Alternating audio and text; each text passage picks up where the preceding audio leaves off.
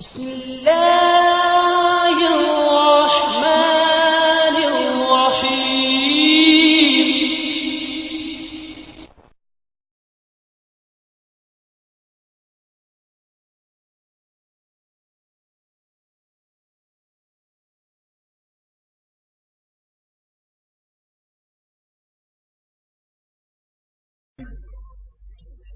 انشاءاللہ تعالی آج کا ہمارا جو دوسرا عنوان ہے وہ ہے اخلاص اور ریاکاری، اور اس عنوان کے جو ہے مقرر ہے ایڈوکیٹ فیض سید صاحب۔ میں ان سے گزارش کروں گا کہ وہ یہاں پر آئیں اور اس عنوان پر روشنی ڈالیں۔ بسم اللہ الرحمن الرحیم۔ ان الحمد للہ نحمده ونستعینه ونستغفره ونعوذ باللہ من شرور انفسنا ومن سیئات اعمالنا، من يهدي الله فلا مضل له ومن يضلل فلا هادي له، واشهد ان لا اله الا الله وحده لا شريك له واشهد ان محمدا عبده ورسوله، وبعد فان خير الحديث كتاب الله وخير الهدي هدي محمد صلى الله عليه وسلم، وشر الامور محدثاتها وكل محدثة بدعة وكل بدعة ضلالة وكل ضلالة في النار۔ وقال عز وجل في القرآن المجيد اعوذ بالله من الشيطان الرجيم بسم الله الرحمن الرحيم یا ایھا الذین آمنوا اتقوا اللہ حق تقاته ولا تموتن الا وانتم مسلمون۔ وقال یا ایھا الناس اتقوا ربکم الذی خلقکم من نفس واحدة وخلق منها زوجها وبث منهما رجالا كثيرا ونساء واتقوا الله الذی تسألون به والارحام ان اللہ کان علیکم رقیبا۔ وقال یا ایھا الذین آمنوا اتقوا اللہ وقولوا قولا سدیدا یصلح لکم اعمالکم ویغفر لکم ذنوبکم ومن یطع اللہ ورسولہ فقد فاز فوزا عظیما۔ اللهم صل على محمد وعلى ال محمد كما صليت على ابراهيم وعلى ال ابراهيم انك حميد مجيد۔ اللهم بارك على محمد وعلى ال محمد كما باركت على ابراهيم وعلى ال ابراهيم انك حميد مجيد۔ رب اشرح لي صدري ويسر لي امري واحلل عقدة من لساني يفقهوا قولي۔ وقال عز وجل في القرآن المجيد بسم الله الرحمن الرحيم قل اني امرت ان اعبد الله مخلصا له الدين۔ وقال ان المنافقين يخادعون الله وهو خادعهم وَإِذَا قَامُوا إِلَى الصَّلَاةِ قَامُوا كُسَالَىٰ يُرَاءُونَ النَّاسَ وَلَا يَذْكُرُونَ اللَّهَ إِلَّا قَلِيلًا۔ وقال فَوَيْلٌ لِّلْمُصَلِّينَ الَّذِينَ هُمْ عَنْ صَلَاتِهِمْ سَاهُونَ الَّذِينَ هُمْ يُرَاءُونَ وَيَمْنَعُونَ الْمَاعُونَ۔ اما بعد، تمام تعریفیں اس اللہ عز و جل کے لیے لائق و زیبا ہیں جو تمام جہانوں کا بنانے والا اور اسے پالنے والا ہے، اور درود و سلام اس کے آخری نبی محمد صلی اللہ علیہ وسلم پر۔ الحمدللہ ہم تمام یہاں اس 10 روزہ اسلامک کانفرنس کے چوتھے دن جمع ہوئے ہیں، اور جیسا کہ آپ تمام کے سامنے اعلان کیا گیا تھا کہ میں چند باتیں انشاءاللہ العزیز آپ تمام کے سامنے اخلاص اور ریا اس کے تعلق سے رکھنے کی کوشش کروں گا۔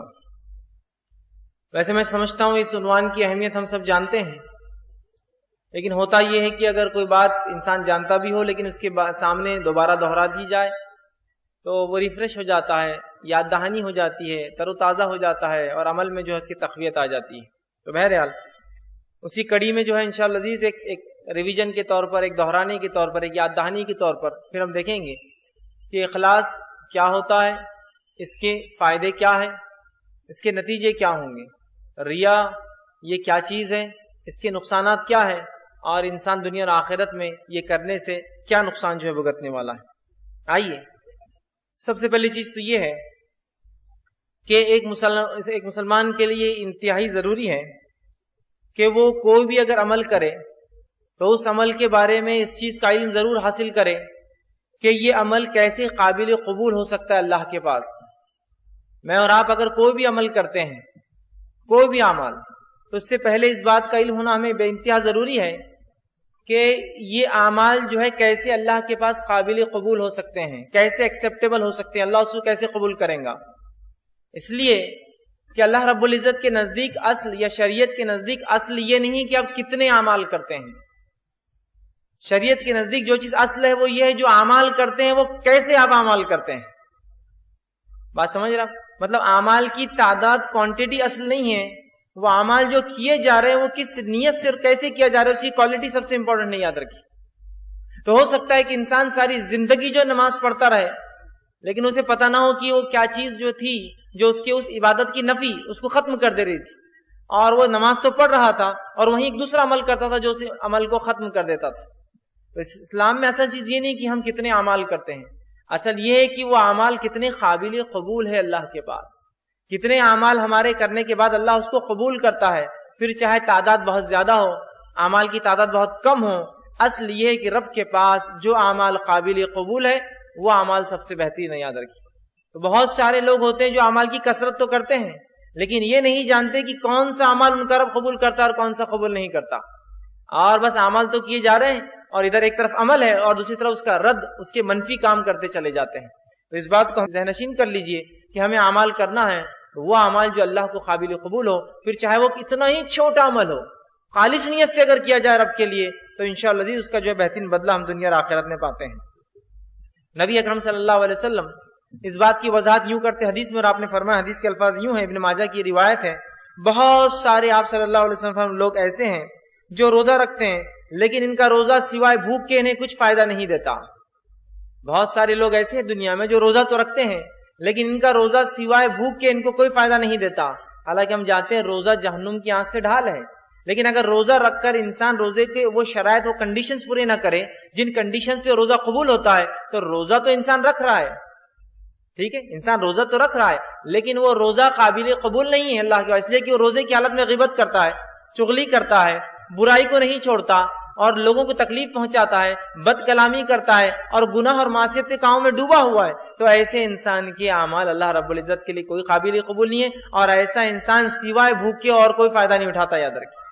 اسی طرح فرماتے ہیں ایسے بہت سے لوگ ہیں جو قیام کرتے ہیں، مطلب راتوں میں نماز پڑھتے ہیں لیکن ان کا قیام صرف جاگنے کے علاوہ کوئی ثواب نہیں دیتا، ان کو روزہ رکھتے ہیں، بھوک کے علاوہ کوئی فائدہ نہیں پاتے، راتوں میں قیام کرتے ہیں اور جاگنے کے علاوہ کوئی ثواب نہیں پاتے۔ تو اس سے پتہ چلا اعمال کی کوانٹٹی اصل نہیں ہے، اعمال کی قبولیت اصل ہے کہ چاہے کم ہو یا زیادہ ہو اللہ کے پاس وہ عمل ہمارے قابل قبول ہو، اس بات کو ہم یاد رکھیں۔ اب آئیے، کسی بھی عمل کو قابل قبول بنانے کے لیے کچھ کنڈیشنز ہیں اور شریعت میں وہ 2 شرائط ہیں، 2 کنڈیشن اپلائیڈ ہیں۔ اگر 2 شرطیں پوری ہوتی ہے تو وہ اعمال قابل قبول ہے، اگر وہ کنڈیشن پوری نہیں ہوتی اعمال قابل قبول نہیں۔ آئیے، سب سے پہلی چیز، کسی بھی عمل کو قبول کرانے کے لیے جو شرط ہے، پہلی شرط جس کی وجہ سے وہ عمل قابل قبول ہوتا ہے وہ اخلاص، مطلب وہ اعمال خالص اللہ کے لیے کیا جائے، وہ عمل خالص اللہ کے لیے کیا جائے، یاد رکھیں اس کے اندر کسی قسم کا دکھاوا، نام اور نمود، ریا، شہرت، تکبر، بڑائی، لوگ دیکھے، تعریف کرے، دنیا کا فائدہ حاصل، کوئی اس کا مقصد نہیں سوائے اللہ کو راضی کرنے کی۔ تو کسی بھی عمل کو قابل قبول بنانے کے لیے پہلے شرط، یا کسی بھی عمل کے اللہ کے پاس قابل قبول ہونے کی پہلی شرط اخلاص ہے، اور دوسری شرط وہ عمل اللہ کی کتاب اور اس کے رسول صلی اللہ علیہ وسلم کے طریقے کے مطابق ہو۔ یہ 2 کنڈیشنز ہیں۔ پہلی کنڈیشن عمل خالص اللہ کے لیے ہو، نیت میں کوئی فساد نہ ہو، اور دوسری شرط اللہ کی کتاب اور اس کے رسول صلی اللہ علیہ وسلم کے طریقے کے مطابق ہو۔ اگر یہ 2 کنڈیشن فلفل ہوں گی، یہ 2 شرائط پوری ہوں گی تو ہی میرے اور آپ کے اعمال قابل قبول ہے، ورنہ عمل کے ہم ڈھیر لگاتے جائیں گے لیکن وہ عمل قابل قبول نہیں ہوں گے، یاد رکھیے نہیں ہوں گے۔ آپ صلی اللہ علیہ وسلم فرمایا من صلی یرائی فقد اشرک، جس نے دکھاوے کے لیے نماز پڑھی اس نے شرک کیا۔ مطلب یہ ہوا کہ نماز تو کتنا افضل عمل ہے، جو اللہ کی کتاب کے مطابق وہ کر رہا ہے، رسول کی سنت کے مطابق وہ کر رہا ہے، لیکن پہلی شرط غائب ہو گئی۔ پہلی شرط کیا؟ اخلاص۔ من صلی یرائی فقد اشرک، اس نے دکھاوے کو نماز پڑھ رہا ہے تو وہ شرک ہو گیا، وہ اللہ کے لیے نہیں ہوئی، وہ جس کو دکھانے پڑ رہا اس کے لیے ہو گئی۔ پھر آپ نے فرمایا من صام یرائی فقد اشرک، جس نے دکھاوے کے لیے روزہ رکھا اس نے شرک کیا، اور پھر فرمایا جس نے دکھاوے کے لیے صدقہ دیا اس نے شرک کیا۔ تو یہ حدیث اس کی وضاحت کر رہی ہے کہ دو شرائط ضروری ہے، اور ایک بھی کم ہونے سے عمل بیکار ہو جاتے ہیں، یاد رکھیں۔ پہلا اخلاص کے ساتھ، دوسرا اللہ کی کتاب اور اس کے رسول صلی اللہ علیہ وسلم کے طریقے کے مطابق وہ عمل کیا جائے۔ تو آج کے بعد ہم یہ بات کو ذہن نشین کر لیں کہ کسی بھی عمل کو کرنے سے پہلے اپنی نیتوں کو ہم درست کر لیں، اخلاص، خالص نیت اللہ کے لیے، اور پھر عمل جو بھی کر رہے ہیں اللہ کی کتاب میں اگر ہے اور نبی اکرم صلی اللہ علیہ وسلم کے پھر طریقے کے مطابق ہو تو انشاءاللہ العزیز یہ عمل جو ہے قابل قبول ہے۔ نبی اکرم صلی اللہ علیہ وسلم فرماتے ہیں، صحیح بخاری کی روایت آپ نے فرمایا، اور بہت ساری کتب حدیث میں محدثین نے اس حدیث کو سب سے پہلی روایت کیا، یہ سب سے پہلے باب میں اس کو باندھتے ہیں۔ آپ نے فرمایا انما الاعمال بالنیات، اعمال کا انحصار، اعمال کا دار و مدار اعمال نیت سے ہے۔ تو جو کچھ بھی عمل میں اور آپ کرتے ہیں اس کے قبول ہونے کے لیے جو اصل چیز ہے وہ نیت ہے، یاد رکھیں۔ نیت سے مراد یہ ہے کہ کس اخلاص نیت کے ساتھ کام کیا گیا، یا دکھاوے کے لیے کام کیا گیا، یا دنیا کے فائدے کے لیے کام کیا گیا، یا دنیا کی شہرت کے لیے کام کیا گیا، تو اصل چیز جو ہے نیت ہے۔ اور ایک بات یاد رکھیے، نیت کس کی کیا ہے ہم نہیں جانتے، یاد رکھیے، تو لہٰذا ہم الزام نہیں لگاتے، لیکن اعمال قابل قبول تب ہے اس لیے جبکہ نیت درست ہو، اس لیے آپ نے فرمایا انما الاعمال بالنیات، اعمال کا انحصار، اعمال کا دار و مدار نیت سے ہے، یاد رکھیے۔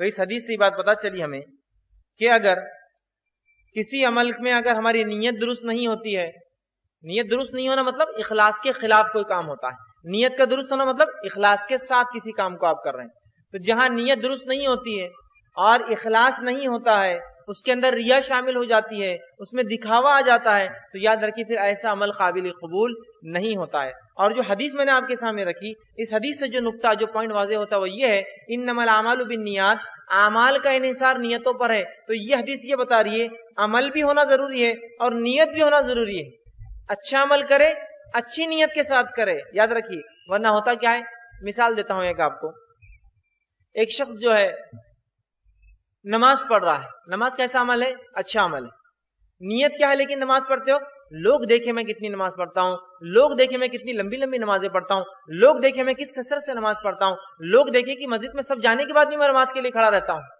ہے نا؟ تو عمل تو اچھا ہوا، نیت خراب ہونے سے یہ عمل قابل قبول ہے؟ بتائیے، اللہ کے پاس نہیں ہے قابل قبول، یاد رکھیں۔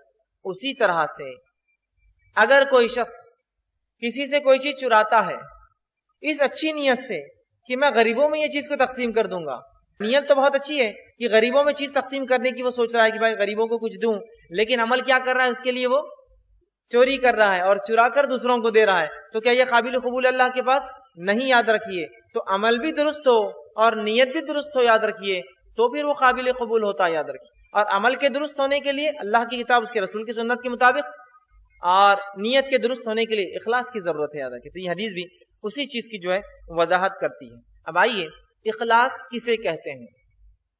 میں سمجھتا ہوں اخلاص بہت عام لفظ ہے، بہت واضح لفظ ہے، ہر آدمی استعمال کرتا ہے۔ اخلاص کا معنی ہوتا ہے پیور، خالص، جیسے کہ ہم کہتے ہیں کہ خالص دودھ، مطلب اس دودھ میں کوئی ملاوٹ نہیں ہے، خالص ہے یہ۔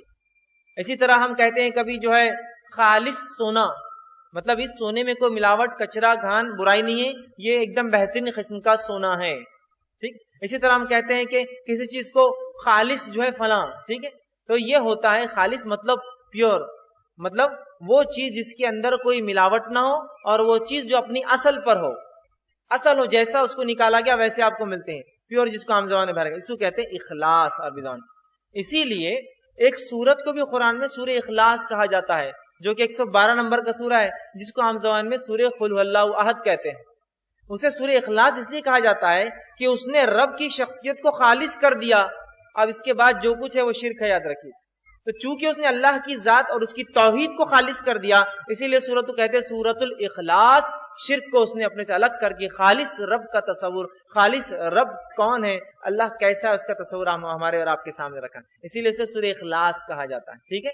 تو خالص مطلب پیور ہونا، اور یہ بات بالکل واضح ہے۔ اب آئیے، اخلاص کا الٹ کیا ہوتا ہے، اخلاص کا اپوزٹ کیا ہوتا ہے، تاکہ اگر ہم خالص نیت سے کوئی کام کر رہے ہیں تو اس کے اپوزٹ کیا ہوتا ہے وہ بھی جان لیں۔ جیسا کہ ایک انسان اگر توحید پر ہے تو اس کا الٹ شرک کیا ہے جان لیں، کوئی انسان سنت کی اتباع کرتا ہے تو بدعت کیا ہے جان لیں، تاکہ اسے پتا ہو کہ میں سنت کے مطابق کام کر رہا ہوں۔ اسی طرح اگر کوئی شخص جاننا چاہتا ہے کہ اخلاص کیا ہے تو بغیر ریا کو سمجھے، اس کے اپوزٹ کو سمجھے، وہ اخلاص نہیں سمجھ سکتا۔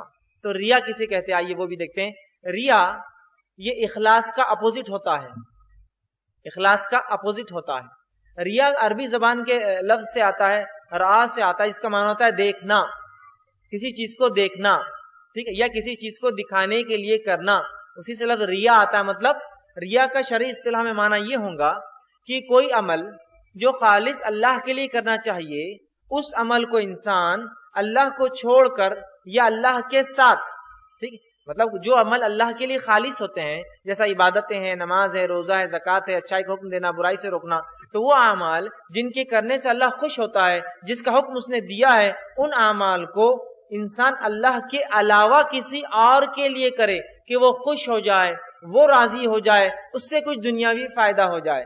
مطلب وہ اعمال جن کے کرنے سے اللہ خوش اور راضی ہوتا ہے، ان اعمال کو انسان اگر انسانوں کے لیے کرے تاکہ انسان خوش ہو جائے، انسان راضی ہو جائے یا دنیا کا کچھ فائدہ ہو جائے، تو اس عمل کو ریا کہتے ہیں۔ عام زبان میں کہیے تو دکھاوا یا شو آف، دکھاوا جس کو بولتے ہیں عام زبان میں، وہی ریا ہے، یاد رکھیے، ٹھیک ہے۔ اور اللہ رب العزت نے ہمیں قرآن میں جو ہے بار بار حکم دیا۔ میں نے آپ کے سامنے قرآن کی 3 آیتوں کے کچھ حصے تلاوت کیے تھے اور ایک سورت کی 3 آیتیں بہرحال تلاوت کی تھی۔ پہلی آیت جو میں نے آپ کے سامنے تلاوت کی تھی سورہ زمر سورہ نمبر 39 آیت نمبر 11 تھی۔ اللہ نے فرمایا قل انی امرت ان اعبد اللہ مخلصا لہ الدین، کہ نبی آپ کہہ دیجئے کہ مجھے حکم آیا ہے کہ میں خالص نیت کے ساتھ اپنے رب کے حکم کو بجا لاؤں یا اپنے دین پر جو خالص نیت کے ساتھ عمل کروں۔ تو یہاں نبی اکرم صلی اللہ علیہ وسلم کو اللہ نے یہ حکم دیا، اے نبی اب خالص نیت کے ساتھ اللہ کے لیے عمل کیجئے۔ دوسری آیت جو میں نے آپ کے سامنے تلاوت کی تھی وہ سورہ نساء سورہ نمبر 4 کی آیت نمبر 142 جس میں اللہ نے فرمایا ان المنافقین یخادعون اللہ وهو خادعهم، کہ منافق وہ ہے جو یہ سمجھتے ہیں کہ وہ اللہ کو دھوکہ دیتے جبکہ وہ خود دھوکے میں ہیں۔ پھر اللہ نے فرمایا وَإِذَا قَامُوا إِلَى الصَّلَاةِ قَامُوا كُسَالَىٰ يُرَاءُونَ النَّاسَ وَلَا يَذْكُرُونَ اللَّهَ إِلَّا قَلِيلًا، اور جب نماز کے لیے کھڑے ہوتے ہیں تو بہت سستی سے کھڑے ہوتے ہیں اور دکھاوے کے لیے کھڑے ہوتے ہیں اور اللہ کا ذکر نہیں کرتے مگر بہت تھوڑا سا۔ تو یہاں منافق کی نماز کے تعلق سے تذکر آیا، یراؤن الناس، لوگوں کو دکھانے کے لیے وہ عمل کرتے ہیں۔ تیسرا جو میں نے آپ کے سامنے تلاوت کی تھی یہ سورہ ماعون سورہ نمبر 107 کی آیت نمبر 4 سے لے کر 7 تھی، جس میں اللہ نے فرمایا فویل للمصلین، لعنت ہو، خرابی ہو، بربادی ہو، ہلاکت ہو، برائی ہو نمازیوں کے لیے۔ کون سے نمازیوں کے لیے؟ الذین هم عن صلاتهم ساہون، جو اپنی نمازوں کو بھلا بیٹھے ہیں، مطلب کبھی پڑھتے ہیں کبھی نہیں پڑھتے ہیں، مصیبت آئی تو پڑھتے ہیں، فراوانی میں نہیں پڑھتے ہیں، کچھ نمازیں پڑھتے ہیں اور کچھ نمازیں نہیں پڑھتے، یہ بھی مانا ہے ایسا کہ ظہر اثر مغرب پڑھ لی، عشاء فجر چھوڑ دی، ہے نا۔ یا پھر ایگزامس آگے کو مصیبت ہے، دواخانے میں کوئی ایڈمٹ ہے تو نمازیں ہو رہی، جب صحت دے دی اللہ نے تو نماز ختم ہو گئی۔ تو کہا ایسے نمازیوں پر لعنت ہے جو بھلا بیٹھے ہیں، الذین هم یراؤون، اور اگر پڑھتے بھی ہے تو کیوں پڑھتے ہیں؟ تاکہ لوگوں کو بتائے کہ ہم نمازی ہیں، وَيَمْنَعُونَ الْمَاعُونَ، اور چھوٹی موٹی برتنے کی چیز ایک دوسرے کو نہیں دیتے۔ تو یہاں بھی ایسے نمازیوں پر لعنت کی گئی ہے جو نمازی دکھاوے کے لیے نماز ادا کرتے ہیں، ٹھیک۔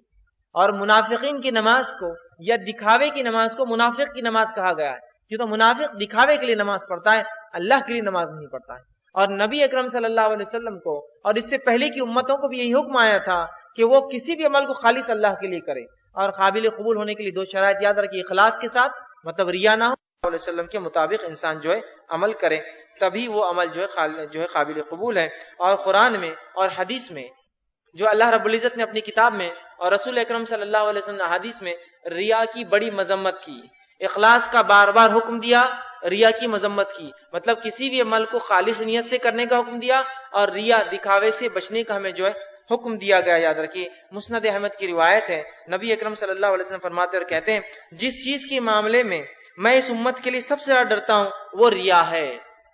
جس چیز کے معاملے میں میں امت کے معاملے میں سب سے زیادہ ڈرتا ہوں وہ چیز کیا ہے؟ وہ ریا ہے، کہ انسان جو ہے دکھاوے کے لیے کوئی کام کرے، ٹھیک۔ جس چیز کے بارے میں سب سے زیادہ میں ڈرتا ہوں، آپ کیا فرما رہے کہ وہ کام ہے جو انسان دکھاوے کے لیے کرتا ہے، بتانے کے لیے کرتا ہے کسی کو۔ اسی طرح نبی اکرم صلی اللہ علیہ وسلم فرماتے ہیں، سنن ابو داؤد کی روایت ہے، حدیث کے الفاظ اس طرح سے آپ صلی اللہ علیہ وسلم فرمایا اور کہا، ابو سعید خدری رضی اللہ عنہ حدیث کے راوی وہ کہتے ہیں کہ ہم ایک مرتبہ صحابہ کے ساتھ بیٹھے تھے اور دجال کا تذکرہ کر رہے تھے۔ ہم ایک مرتبہ صحابہ کے ساتھ بیٹھے تھے اور دجال کا تذکرہ کر رہے تھے، ٹھیک۔ تو نبی اکرم صلی اللہ علیہ وسلم کو وہاں سے گزر ہوا۔ جب آپ صلی اللہ علیہ وسلم کو وہاں سے گزر ہوا تو آپ صلی اللہ علیہ وسلم نے پوچھا کہ تم کس چیز کا تذکرہ کر رہے تھے، کیا بات چیت کر رہے تھے تم لوگ آپس میں؟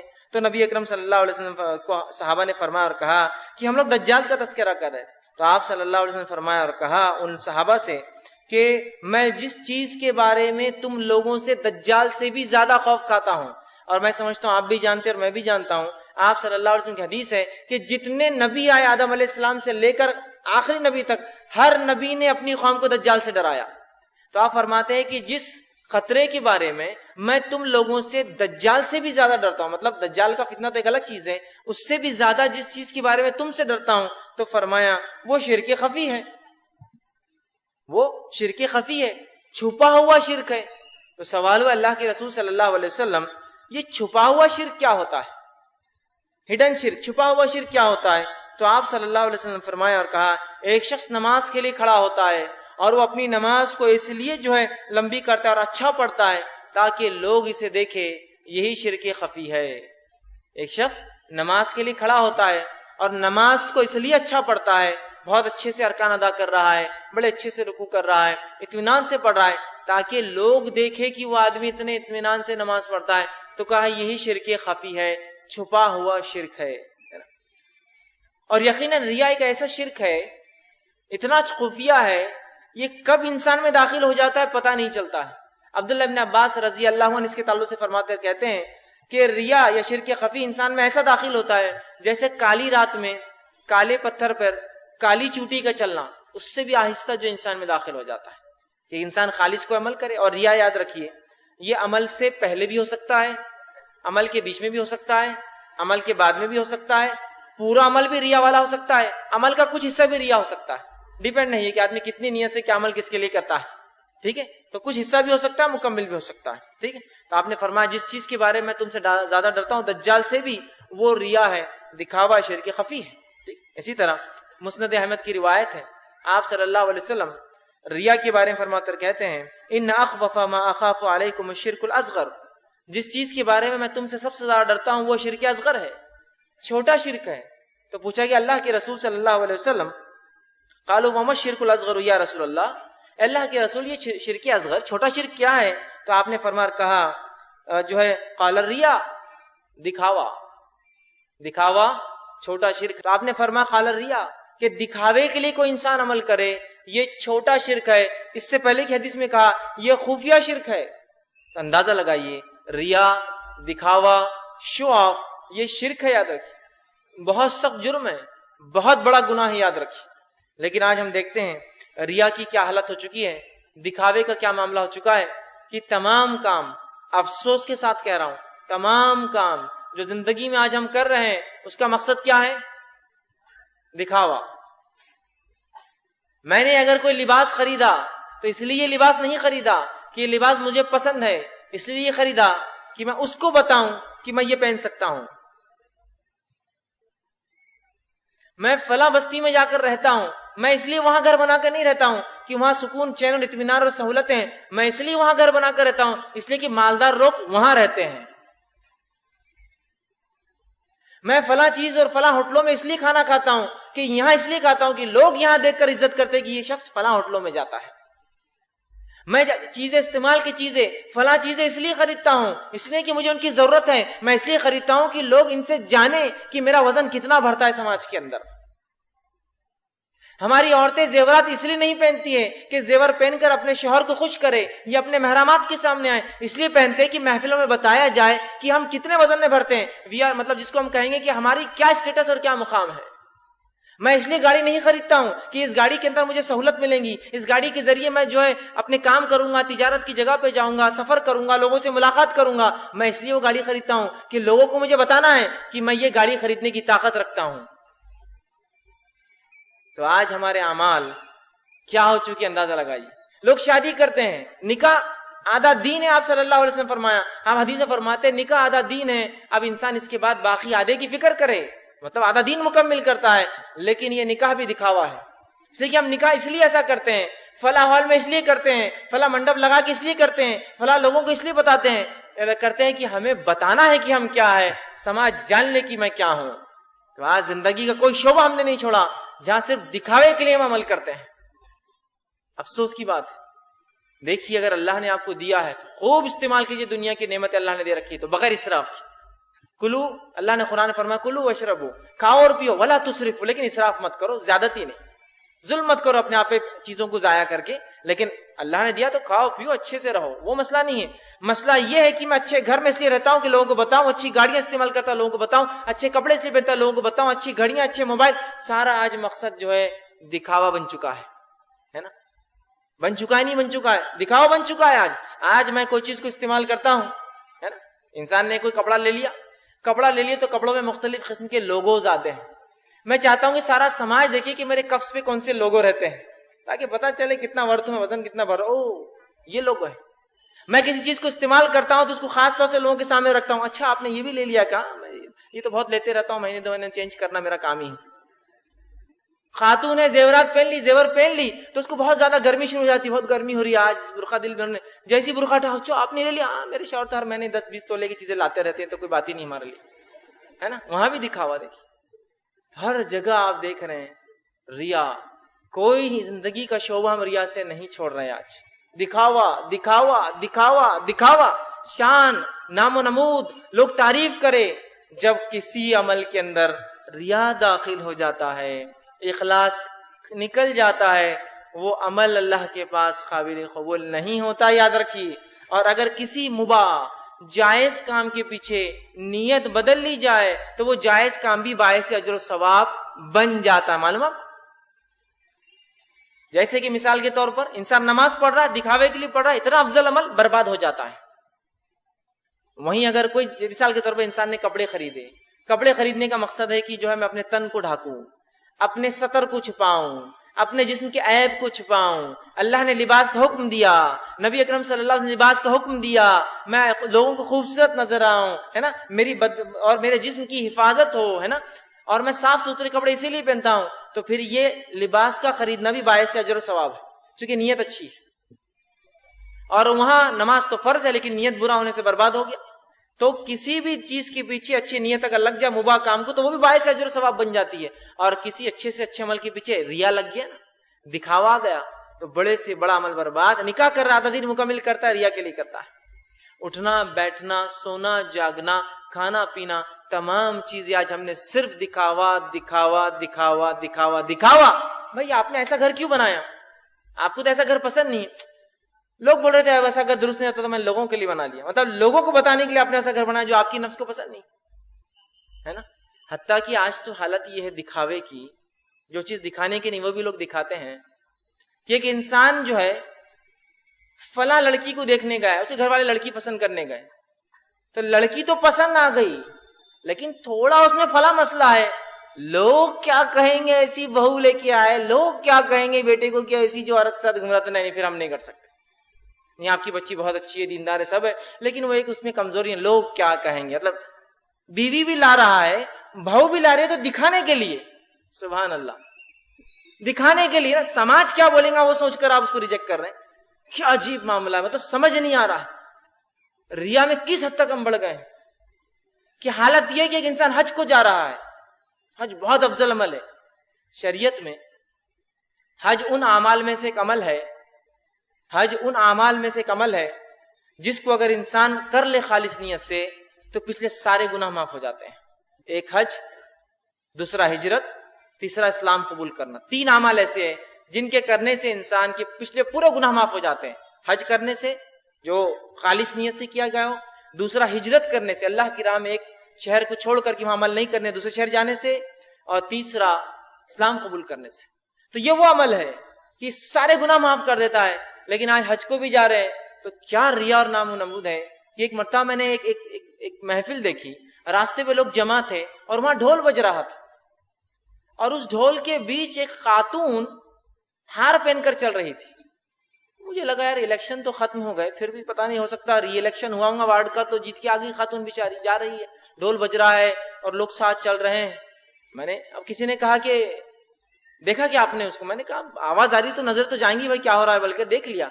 تو کہا یہ خاتون حج کو جا رہی ہے, یہ حج کو جا رہے, تو ڈھول بجا کے وہ ہار پہنے لوگ لالا کے گھر سے نکل رہے ہیں, گلی میں ہار پہنا رہے ہیں کہ بھائی حج کو جا رہے باجی, اور وہ ڈھول بجا کے آگے چل رہے تاکہ اعلان کر رہے کہ ہم حج کو جا رہے ہیں. آج وہ حج بھی ہمارا دکھاوے کا مرکز بن گیا ہے. ہوا نہیں ہوا بھائی, ہمارے ابا کو ہم کو حج کو بھیجنا یہ سال, بھائی آپ کی استطاعت تو نہیں نا حج کو بھیجنے کی ابا کو. نہیں ادھار لے کے بھیجوں گا میں, کیوں؟ چاچا نے حج کر لیے, ماموں نے حج کر لیے, تایا نے حج کر لیے, سب لوگ سودو کر رہے ہیں نام پر, تو ہم بھی ابا کو حج کو بھیج دے رہے. لوگوں کے لیے حج کرایا جا رہا ہے, اللہ کے لیے حج نہیں ہو رہا ہے نا. کیا ملیں گا اس کا اجر ہمیں؟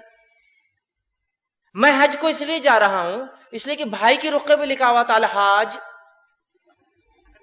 سالوں کے رخے پہ لکھا تھا جب دعوت نامہ تھا الحاج, اور ہمارے ابا کے رخے پہ اب تک الحاج نہیں آ رہا. کتنی شرم کی بات ہے. چلو ابا حج کو جاؤ اور میں بھی حج کو جا رہا. نہیں ضروری ہے بیٹا, الحاج لکھا ہوا نہیں آ رہا, ہے نا. کیسا عجیب ہو گیا ریا کا معاملہ, کیسا عجیب ہو گیا، اندازہ لگائیے نا. الحاج، تو الحاج اور حاجی یہ بھی ایک عجیب مسئلہ ہے. کسی نے مجھے ایک بار کہا آپ حاجی صاحب ہے یا الحاج صاحب ہے؟ میں نے کہا میں حاجی صاحب بھی نہیں اور الحاج صاحب بھی نہیں ہوں. تو میں نے کہا لیکن یہ فرق کیا ہوتا ہے؟ آپ نے کہا ذرا بتائیں. تو بولے حاجی وہ ہوتا ہے جس نے 1 حج کیا، الحاج وہ ہوتا ہے جس نے 2 حج کیا. میں نے کہا ماشاء اللہ. اور 3 کر لے تو الحاج حاجی، کیونکہ 2 اور 1 3 ہو جائیں گا نا پھر. اور 2 4 کر لے تو الحاج الحاج. کیا آپ کیا کریں گے اس کو؟ اور میں بولا اگر اس نے زکات دیتا ہوں گا تو، اور نماز تو پڑھتا ہی ہوں گا نا، صدقہ اور خیرات بھی کرتا ہوں گا. تو کہا یہ سب بھی کرتا ہے. تو میں نے بولا پھر تو ایسا ہم کو کرنا پڑے گا، توحیدی، نمازی، زکاتی، صدقاتی، حاجی، اور جو اچھائی کا حکم، مطلب جو ہے سب لگانا پڑے گا نا پورا اس کے نام کے آگے، کیونکہ اب سب کر رہا ہے وہ. ہر چیز، ہمارے حج بھی ریا کا مرکز بن چکی ہے، ہماری نماز ریا کا مرکز بن چکی ہے نہیں ہے. آج تمام کام ہم دکھاوے کے لیے کر رہے ہیں. ہمیں بہت سنجیدگی سے سوچنا ہے کہ ہمارے اعمال صرف خالص اللہ کے لیے ہو. یاد رکھیے، خالص اللہ کے لیے. اس میں کوئی ریا، کوئی نام، کوئی نمود، کوئی دکھاوا کسی کے لیے وہ نہ ہو سکے تو اپنے اعمال کو خاموشی سے کیجیے، مت بتائیے دنیا کو. آج لوگ نیکی کے لیے جاتے ہیں اور لوگوں سے دعوتیں کھاتے ہیں، اور نیکی کر کے آتے ہیں لوگوں کو دعوتیں کھلاتے ہیں. اتنے کھائے تو اتنے دینا بھی پڑیں گا نا. کیا حالت بنا لی ہم نے اپنی بہرحال. تو آپ سے فرماتے ہیں جس چیز کے بارے میں سب سے زیادہ تم سے ڈرتا ہوں وہ شرک جو ہے اصغر ہے. پوچھا گیا وہ کیا ہے؟ تو کہا دکھاوے کے لیے کوئی کام انسان کرے. ٹھیک. اب اخلاص جو ہے یہ ایک بہت اہم چیز ہے، یاد رکھیے. اور ریا بہت خطرناک عمل ہے، یہ بات یاد رکھ لیجیے کہ کوئی بھی کام اخلاص کے ساتھ کریں گے. اور ریا، اور شیطان یہی چاہتا ہے کہ ہر مومن کے اچھے کام کے اندر کہیں نہ کہیں دکھاوے کا مادہ آ جائے، اور اتنے بڑے بڑے اعمال جو ہے اس کے ایک جھٹکے میں ذرا سی غلطی کی وجہ سے پورے برباد ہو جائے. شیطان ہمارا کھلا دشمن ہے اور قیامت تک یہ دشمن رہنے والا ہے، یاد رکھیے ہمارا. تو شیطان ہمارا دشمن ہے اور شیطان قیامت تک ہمارا دشمن ہے، یاد رکھیے.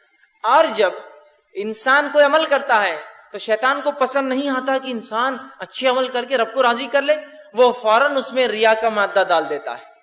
تو انسان کبھی کبھار عمل کی شروعات تو خالص کرتا ہے، لیکن بیچ میں پھر شیطان آ کر اس کی نیت بدل دیتا ہے کہ لوگ دیکھ رہے ہیں، لوگ تعریف کر رہے ہیں، لوگ چرچا کر رہے ہیں. وہ پسند کرتا ہے پھر کیا بول رہے لوگ میرے بارے میں، کیا چرچا ہو رہی میری چیزوں کے بارے میں، کیا بولتے ہیں لوگ میرے رہن سہن کے بارے میں، کیا بولتے ہیں لوگ میری بات چیت کے بارے میں، کیا بولتے ہیں لوگ میری نمازوں اور عبادتوں کے بارے میں، اور میرے حج اور عمروں کے بارے میں، میرے صدقات اور زکات کے بارے میں. اور تمام چیزیں پھر خالص اللہ کے طرف اس کا جو رخ ہونا چھوڑ کر وہ انسانوں کی خوشنودی کے ساتھ اللہ کی رضا پھر اس میں شامل ہو جاتی.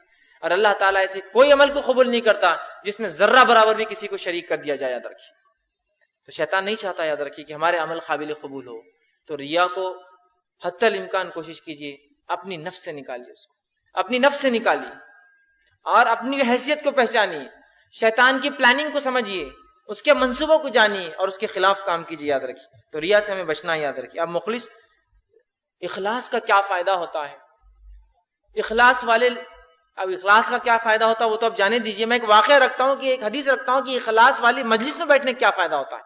تو ایک الگ بات ہے اخلاص، خالص نیت سے کوئی کام کیا جائے تو کیا اللہ کے پاس کتنی خوشنودی اور کتنا اللہ خوش ہوتا ہے، راضی ہوتا ہے اور کتنا اجر دیتا ہے.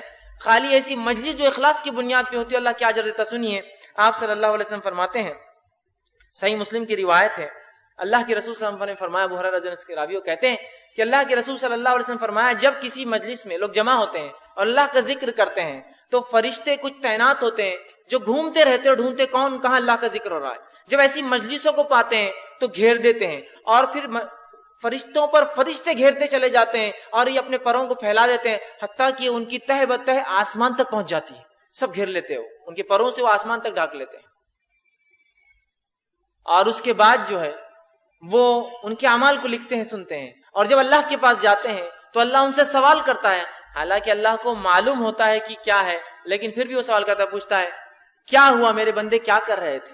تو کہتے ہیں اللہ ہم ایک جگہ جا رہے تھے اور تیرے کچھ مخلص بندے بیٹھے تھے، تیرا ذکر کر رہے تھے، تمہید کر رہے تھے، تکبیر پڑھ رہے تھے، تحلیل کر رہے تھے، تیری تعریفیں بیان کر رہے تھے. تو اللہ کہتا اچھا کیا مانگا انہوں نے آخر میں، کیا دعا کی؟ تو کہا اللہ انہوں نے دعا کی آخر میں کہ جو ہے اللہ ہماری مغفرت کر اور ہمیں جہنم سے نجات دے. تو اللہ کہتا ہے کہ فرشتوں اس کا گواہ رہنا، وہ جو دعا کر رہے تھے میں نے اس دعا کو قبول کر لیا اور سارے لوگ جو مجلس میں تھے ساروں کی میں نے مغفرت کر دی اور سب کو جہنم سے میں نے نجات دے دی. تو فرشتے کہتے اللہ اس میں کچھ لوگ ایسے تھے جو بس ایسا راستے سے جا رہے تھے اور وہ کسی نے بولا تو آ کے مجلس سے بس بیٹھ گئے تو اللہ کے رسول صلی اللہ علیہ وسلم فرماتے اور کہتے اللہ ان کے جواب دیتا اور کہتا ہے وہ ایسی مجلس تھی فرشتوں کہ جن میں بیٹھنے والا بھی محروم نہیں رہتا، بیٹھنے والا بھی فائدہ اٹھا لیتا ہے. تو صرف مخلص لوگوں کے مجلس میں بیٹھنے والے کی مغفرت ہو جا رہی ہے. تو اخلاص کے کیا فائدے ہوں گے اندازہ لگائیں. صرف بیٹھا ہے آ کر مجلس میں، فرشتوں کو پتا ہے کہ اس کی نیت یہ تھی کہ بس جا رہا تھا، کسی نے کہا بھائی چلیے تو بیٹھ گیا. تو یہ اس کی فضیلت ہے کہ اللہ جو کہہ رہا ہے کہ میں نے سب کو معاف کر دیا اس مجلس کے لوگوں کو. فرشتے کہتے ہیں اللہ اس میں تو ایسے بھی لوگ تھے جو نیت سے نہیں آتے، بس جاتے جاتے آ گئے. اللہ کہتا ہے اور جواب دیتا ہے کہ اس مجلس میں بیٹھنے والا بھی مایوس نہیں ہو سکتا کیونکہ یہ مخلص لوگوں کی مجلس تھی. تو اخلاص کے کیا فائدے ہوں گے، صرف مخلص لوگوں کی مجلس کے یہ فائدے ہیں. ٹھیک ہے، اسی طرح جو ہے اخلاص کے فائدوں کے تعلق سے ایک متفقہ علیہ روایت ہے. آپ صلی اللہ علیہ وسلم فرماتے ہیں کسی عمل کو بغیر ریا کے انسان جب کرتا ہے، مخلص کرتا ہے، اس کے فائدے یہ ہوتے ہیں. آپ فرماتے ہیں کہ 3 لوگ تھے جو بارش سے بچنے کے لیے ایک گفا میں داخل ہو گئے. اچانک اوپر سے ایک پتھر گرا اور گفا کا منہ بند ہو گیا. تینوں نے ایک دوسرے سے کہا اب کوئی ایسا عمل یاد کرو جو خالص اللہ کے لیے دنیا میں کی مطلب ہم نے کر کے آئے تھے. انشاءاللہ العزیز اللہ تعالیٰ اس خالص عمل کے وسیلے سے ہمیں اس مصیبت سے نجات دیں گا. اور تینوں پھر اپنا اپنا ایک خالص عمل یاد کرتے ہیں. پہلا شخص کہتا ہے اللہ میں نے خالص نیت سے اپنے والدین کے لیے بکریوں کا دودھ نکالا، لیکن اس دن وہ سو گئے تھے. حدیث لمبی ہے لیکن میں مختصر بیان کر رہا ہوں.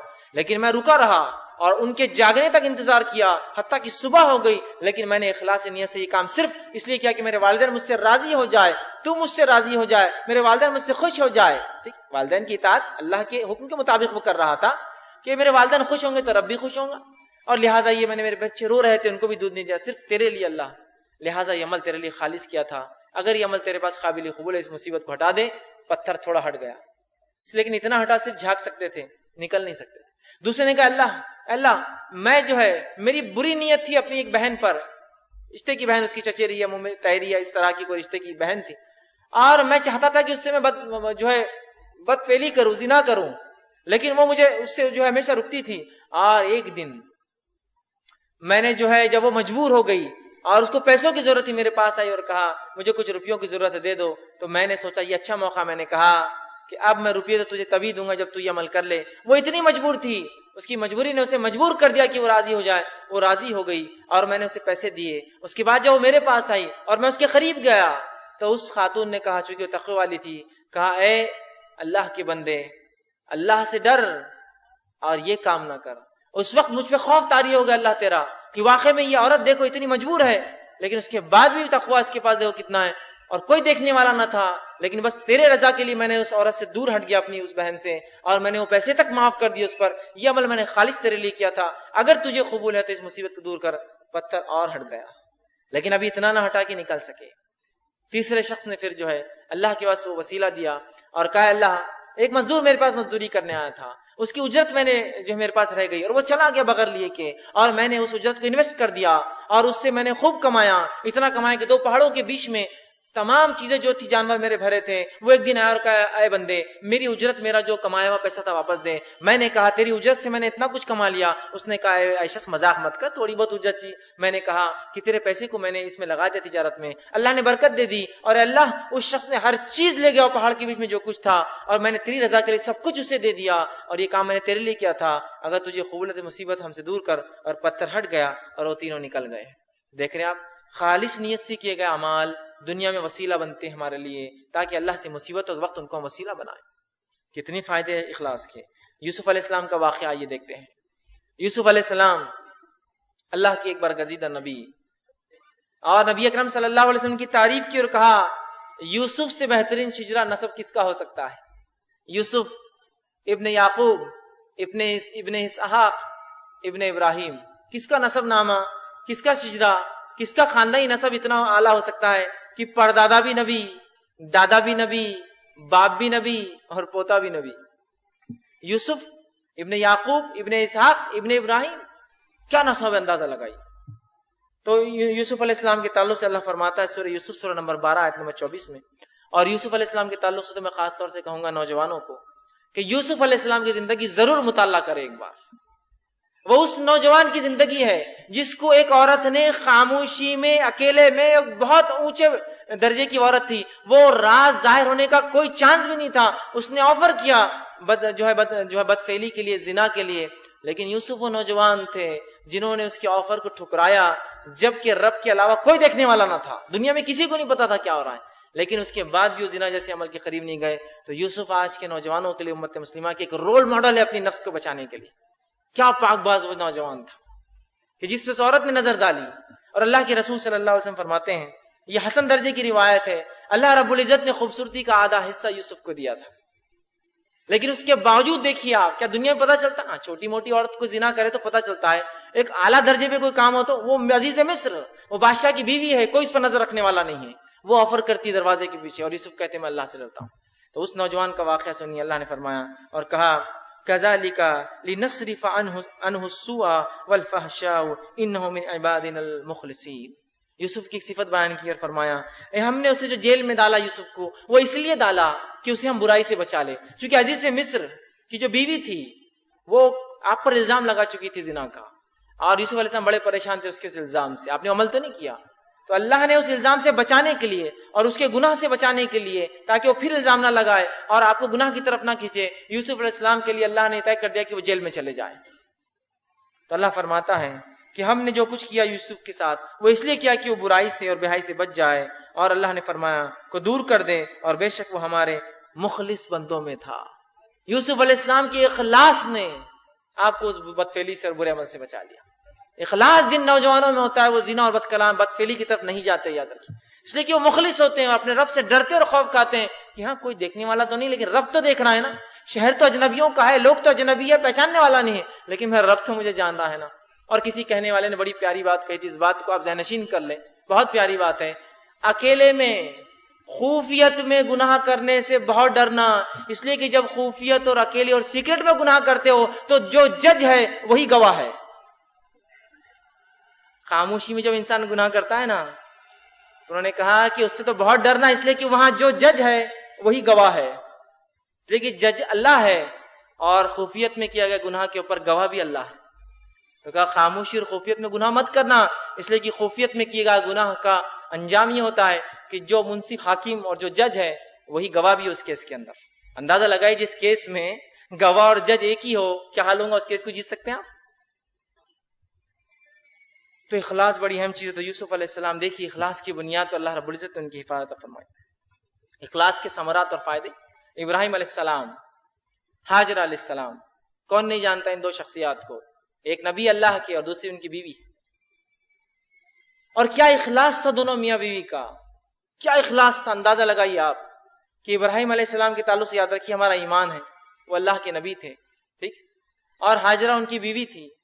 آپ اندازہ لگائیے، اللہ رب العزت نے ابراہیم کو حکم دیا کہ اپنے بیوی اور نومولود بچے کو، اسماعیل کو، جو آپ کی اولاد تھی اور پتہ نہیں 80 سال کے بعد کس عمر کے اندر، 80 سے اوپر آپ کی عمر تھی، پیدا ہوئی، اس بیوی اور بچے کو لے جا کر بیابان بغیر آباد علاقے میں چھوڑ دے، جس کو آج اس شہر کو مکہ نام سے پہچانتے ہیں۔ ابراہیم علیہ السلام نکلتے ہیں، اللہ کے حکم کی تعمیل میں مخلص بن دیتے اللہ کے، لے جا کر چھوڑ دیتے ہیں، اتار دیتے ایک جگہ بچے اور بیوی کو، اور تھوڑے سے کھجور اور پانی دیتے ہیں۔ صحیح بخاری میں پورے واقعے کی تفصیلات آتی ہے، وقت نہیں ہے، بس مختصر بیان کر رہا ہوں۔ جب پلٹ کر جانے لگتے تو بیوی کہتی ہے ہاجرہ کی، ابراہیم کس کے بھروسے چھوڑے جاتے ہو؟ اور یہ کوئی وہ مکہ نہیں تھا جس کے اندر عمارتیں ہیں اور ہوٹلیں ہیں اور بازار ہے اور انسانیت کی ریل پیل اور دنیا بھر کی چیزیں ہیں، یہ وہ مکہ تھا جو ابھی آباد نہیں ہوا تھا، یہ پہلے سٹیزن تھے مکہ کے، یہ دو لوگ، ہاجرہ اور اسماعیل۔ تو کہا کس کے بھروسے چھوڑے جاتے ہو؟ کیا اللہ کا حکم ہے؟ 3 بار پوچھا، جواب نہیں آتا، کہا کیا اللہ کا حکم ہے؟ تو کہا ہاں اللہ کا حکم ہے۔ تو کہا پھر جاؤ، اللہ ہمیں ضائع نہیں کرے، اس لیے کہ اللہ نیک بندوں کو، اس کے مخلص بندوں کو ضائع کرتا بھی نہیں۔ کہا چلے جاؤ۔ ابراہیم علیہ السلام نکل کر جاتے ہیں، پورا واقعہ ہم جانتے ہیں، پانی ختم ہو جاتا ہے، کھجوریں ختم ہو جاتی ہے، دودھ ختم ہو جاتا ہے نا، بچہ دودھ سے بلبلاتا ہے، ہاجرہ پریشان ہوتی ہے کہ کیا کروں، اس کو کیا پلاؤں، سوچتی ہے پانی دیکھوں، انسان دیکھوں، چرند پرند دیکھوں، آبادی دیکھوں، بستی دیکھوں، ایک طرف سے نکلتی ہے اور ایک ٹیلے پر چڑھ جاتی ہے، سوچتی ہے یہاں سے کچھ دکھ جائیں گا، بچے کی فکر ہوتی ہے، بچے کو چیل، کوا، جانور اچک نہ لے، فوراً واپس دوڑتی ہوئی آتی ہے، دیکھتی ہے بچہ سکون میں، سوچتی ہے ادھر کچھ دکھ جائے، پھر بھاگ کے ایک ٹیلے پر چڑھتی ہے، وہ ٹیلا جہاں پہلے گئی تھی اسے صفا کہتے ہیں، اور وہ ٹیلا جہاں دوسری بار گئی تھی اسے مروا کہتے ہیں، ان پہاڑوں کو آج ہم، اور ایسے 7 بار بھاگی کہ کچھ مل جائے، کوئی انسان، کوئی بستی، کوئی پرندہ، کوئی پانی، کچھ نہ کچھ تو سہولت ہو جائے۔ 7 بار وہ بھاگتی ہے، اس کے بعد اللہ رب العزت زمزم زمین سے نکالتا ہے، پورا لمبا واقعہ ہے. لیکن یہاں ابراہیم علیہ السلام کا اخلاص اور آپ کی بیوی ہاجرہ کا اخلاص دیکھیے کہ ان کے اخلاص کے کیے گئے وہ عمل پہ نہ دنیا دیکھنے والی تھی، نہ کوئی انسان انہیں دیکھ رہا تھا، نہ کسی کو پتا تھا کہ اس بے آباد علاقے میں ایک مرد، ایک بچہ اور ایک عورت ہے، لیکن انہوں نے خالص اللہ کے لیے وہ کام کیا، اللہ کی رضا کے لیے اس علاقے میں رک گئی، اپنے شوہر کی اطاعت کی، انہوں نے اپنے نبی کی اطاعت کی اور وہاں رک گئی. اللہ کو وہ اخلاص ایسا پسند آیا. اور یاد رکھیے اللہ کا طریقہ ہے، جب اللہ کسی بندے کے اخلاص کو پسند کرتا ہے نا، اس کے واقعے کو اور اس عمل کو قیامت تک باقی رکھ دیتا ہے. ہاجرہ کے اس عمل کو اللہ نے اتنا محبوب جانا جو اس نے خالص اللہ کے لیے کیا تھا کہ قیامت تک کے لیے صحیح کے عمل کو حج کا رکن بنا کے چھوڑ دیا. صحیح کرتے ہیں نا، حج میں جاتے ہیں، عمرہ بھی نہیں ہوتا اس کے بغیر، حج بھی نہیں ہوتا صحیح. وہ 7 بار جو صفا مروا کے چکر مارتے ہیں، یہ وہ اس عورت کی خالص نیت تھی جس کی وجہ سے اللہ نے قبول کر لیا اور آنے والے دور تک واقعے کو یاد رکھا. بچہ بڑا ہوتا ہے، اللہ حکم دیتا ہے ابراہیم اس کو ذبح کر دو. پھر ایک آزمائش، ابراہیم اتنے خالص سے اپنی نیت میں جاتے ہیں اور ذبح کرنے کو تھے، اللہ اس کو ہٹا لیتا ہے بچے کو، ایک جو ہے جانور وہاں آ جاتا ہے اور اللہ رب العزت اس عمل کو قیامت تک کے لیے باقی رکھتا ہے. اور عید الاضحیٰ یہ ابراہیم علیہ السلام کی یاد ہے. اس لیے میں نے کہا جب بندہ اخلاص سے کوئی کام کرتا ہے اللہ اس بات کو، اس عمل کو باقی رکھ دیتا اٹھا کر. تو یہ اخلاص ہے ابراہیم علیہ السلام کا اور یہ اخلاص ہے حاجرہ علیہ السلام کا. اخلاص کے بڑے فائدے یاد رکھیں. وقت نہیں کہ سارے واقعات میں رکھوں آپ کے سامنے. اب ہم دیکھتے ہیں اخلاص جو ہے ہمارے ہر کام میں ہونا چاہیے. یاد رکھیں ہر کام میں ہم اخلاص کے ساتھ کام کریں. نماز، روزہ، قیام، زکوٰۃ، حج، عمرہ، کسی چیز کی خرید و فروخت، چیزوں کو لینا اور دینا، تمام جو کچھ معاملات زندگی کے بہرحال ہوتے ہیں، صدقات ہے اور خیرات ہے اور استغفار ہے اور توبہ ہے اور جو بھی چیزیں، کثرت سجود ہے، تلاوت قرآن ہے، جو کچھ اعمال زندگی کی صبح سے شام تک ہو، لوگوں کو سلام کرنا ہے، لوگوں سے ملاقاتیں ہیں، لوگوں سے میل جول کرنا ہے، سب اللہ کے لیے، سب اللہ کی رضا کے لیے، اللہ راضی ہو جائے. کہ تو رسول اللہ نے کہا لوگوں سے ملاقات کیا کرو، سلام کیا کرو، بس اللہ تو راضی ہو جائے، میں عمل کو کر رہا ہوں اپنے نبی کے کہے کے مطابق. ہر کام کو اخلاص کے ساتھ کرنا. یاد رکھیے اخلاص کیا، یہ فائدے کیا ہے اور پھر ریا کے نقصانات کیا آپ کے سامنے رکھتا ہوں. میں نے اخلاص کے 7 فائدے اور ریا کے 7 فائدے اور 7 نقصانات بہرحال جمع کیے. اس سے زائد ہے قرآن حدیث میں، لیکن میں نے جو ہے 7 کا انتخاب کیا ہے بہرحال. ٹھیک ہے، تو بہرحال ہم اخلاص کے فائدوں کی طرف بڑھ رہے تھے اور ہم نے اخلاص، اس کی اہمیت اور کچھ واقعات میں نے آپ کے سامنے رکھے. اب آئیے اخلاص کے چند ہم فائدے دیکھتے ہیں کہ اخلاص کے کیا فائدے ہوتے ہیں. جن میں سے پہلا فائدہ بہرحال میں نے آپ کے سامنے رکھا تھا کہ اللہ کے رسول صلی اللہ علیہ وسلم نے فرمایا اللہ کسی قوم کو فتح یابی اس کی کمزوروں کی دعا اور اخلاص کی وجہ سے دیتا ہے. کمزوروں کی دعا اور جو مخلص لوگ ہوتے ہیں ان کی وجہ سے اللہ رب العزت جو ہے کسی قوم کو فتح یابی دیتا ہے. تو اگر آج ہماری کوئی رسوائی ہے، ہم قوموں کے اندر رسوا ہے، دنیا کے اندر ہم جو ہے مغلوب ہے، ہم دبے ہوئے، تو اس کی وجہ یہ ہے کہ کمزوروں کی دعائیں ہم نہیں لیتے اور دوسرا ہم میں اخلاص اور باقی جو صحابہ کا اخلاص تھا. دوسرا اخلاص کا جو فائدہ ہوتا ہے وہ یہ ہے کہ جو ہے اللہ کے عذاب سے جو ہے انسان نجات پاتا ہے. یاد رکھیے سورہ انسان کے اندر اللہ رب العزت نے فرمایا سورہ نمبر 76 آیت نمبر جو 8 سے لے کر 12 تک کہ نیک لوگوں کی کچھ صفتیں ان آیتوں میں بیان کی گئی، جس میں اللہ رب العزت نے فرمایا ان کی صفتیں، اور یوں فرمایا کہ نیک لوگ مخلص نیت سے جو اللہ کے لیے خرچ کرتے ہیں، لوگوں کو کھلاتے ہیں اور خرچ کرنے اور کھلانے کے بعد یہ کہتے ہیں کہ یہ عمل ہم نے اس لیے کیا کہ ہمارا رب ہم سے راضی ہو جائے، ہم دنیا میں تم سے کوئی بدلہ اور فائدہ نہیں چاہتے یا کوئی نام نہیں چاہتے کہ لوگ ہماری تعریف کریں، اور ہم نے خالص یہ اللہ کے لیے کیا. تو ایسے لوگ جو اللہ کے لیے خالص غریبوں کو کھلاتے ہیں،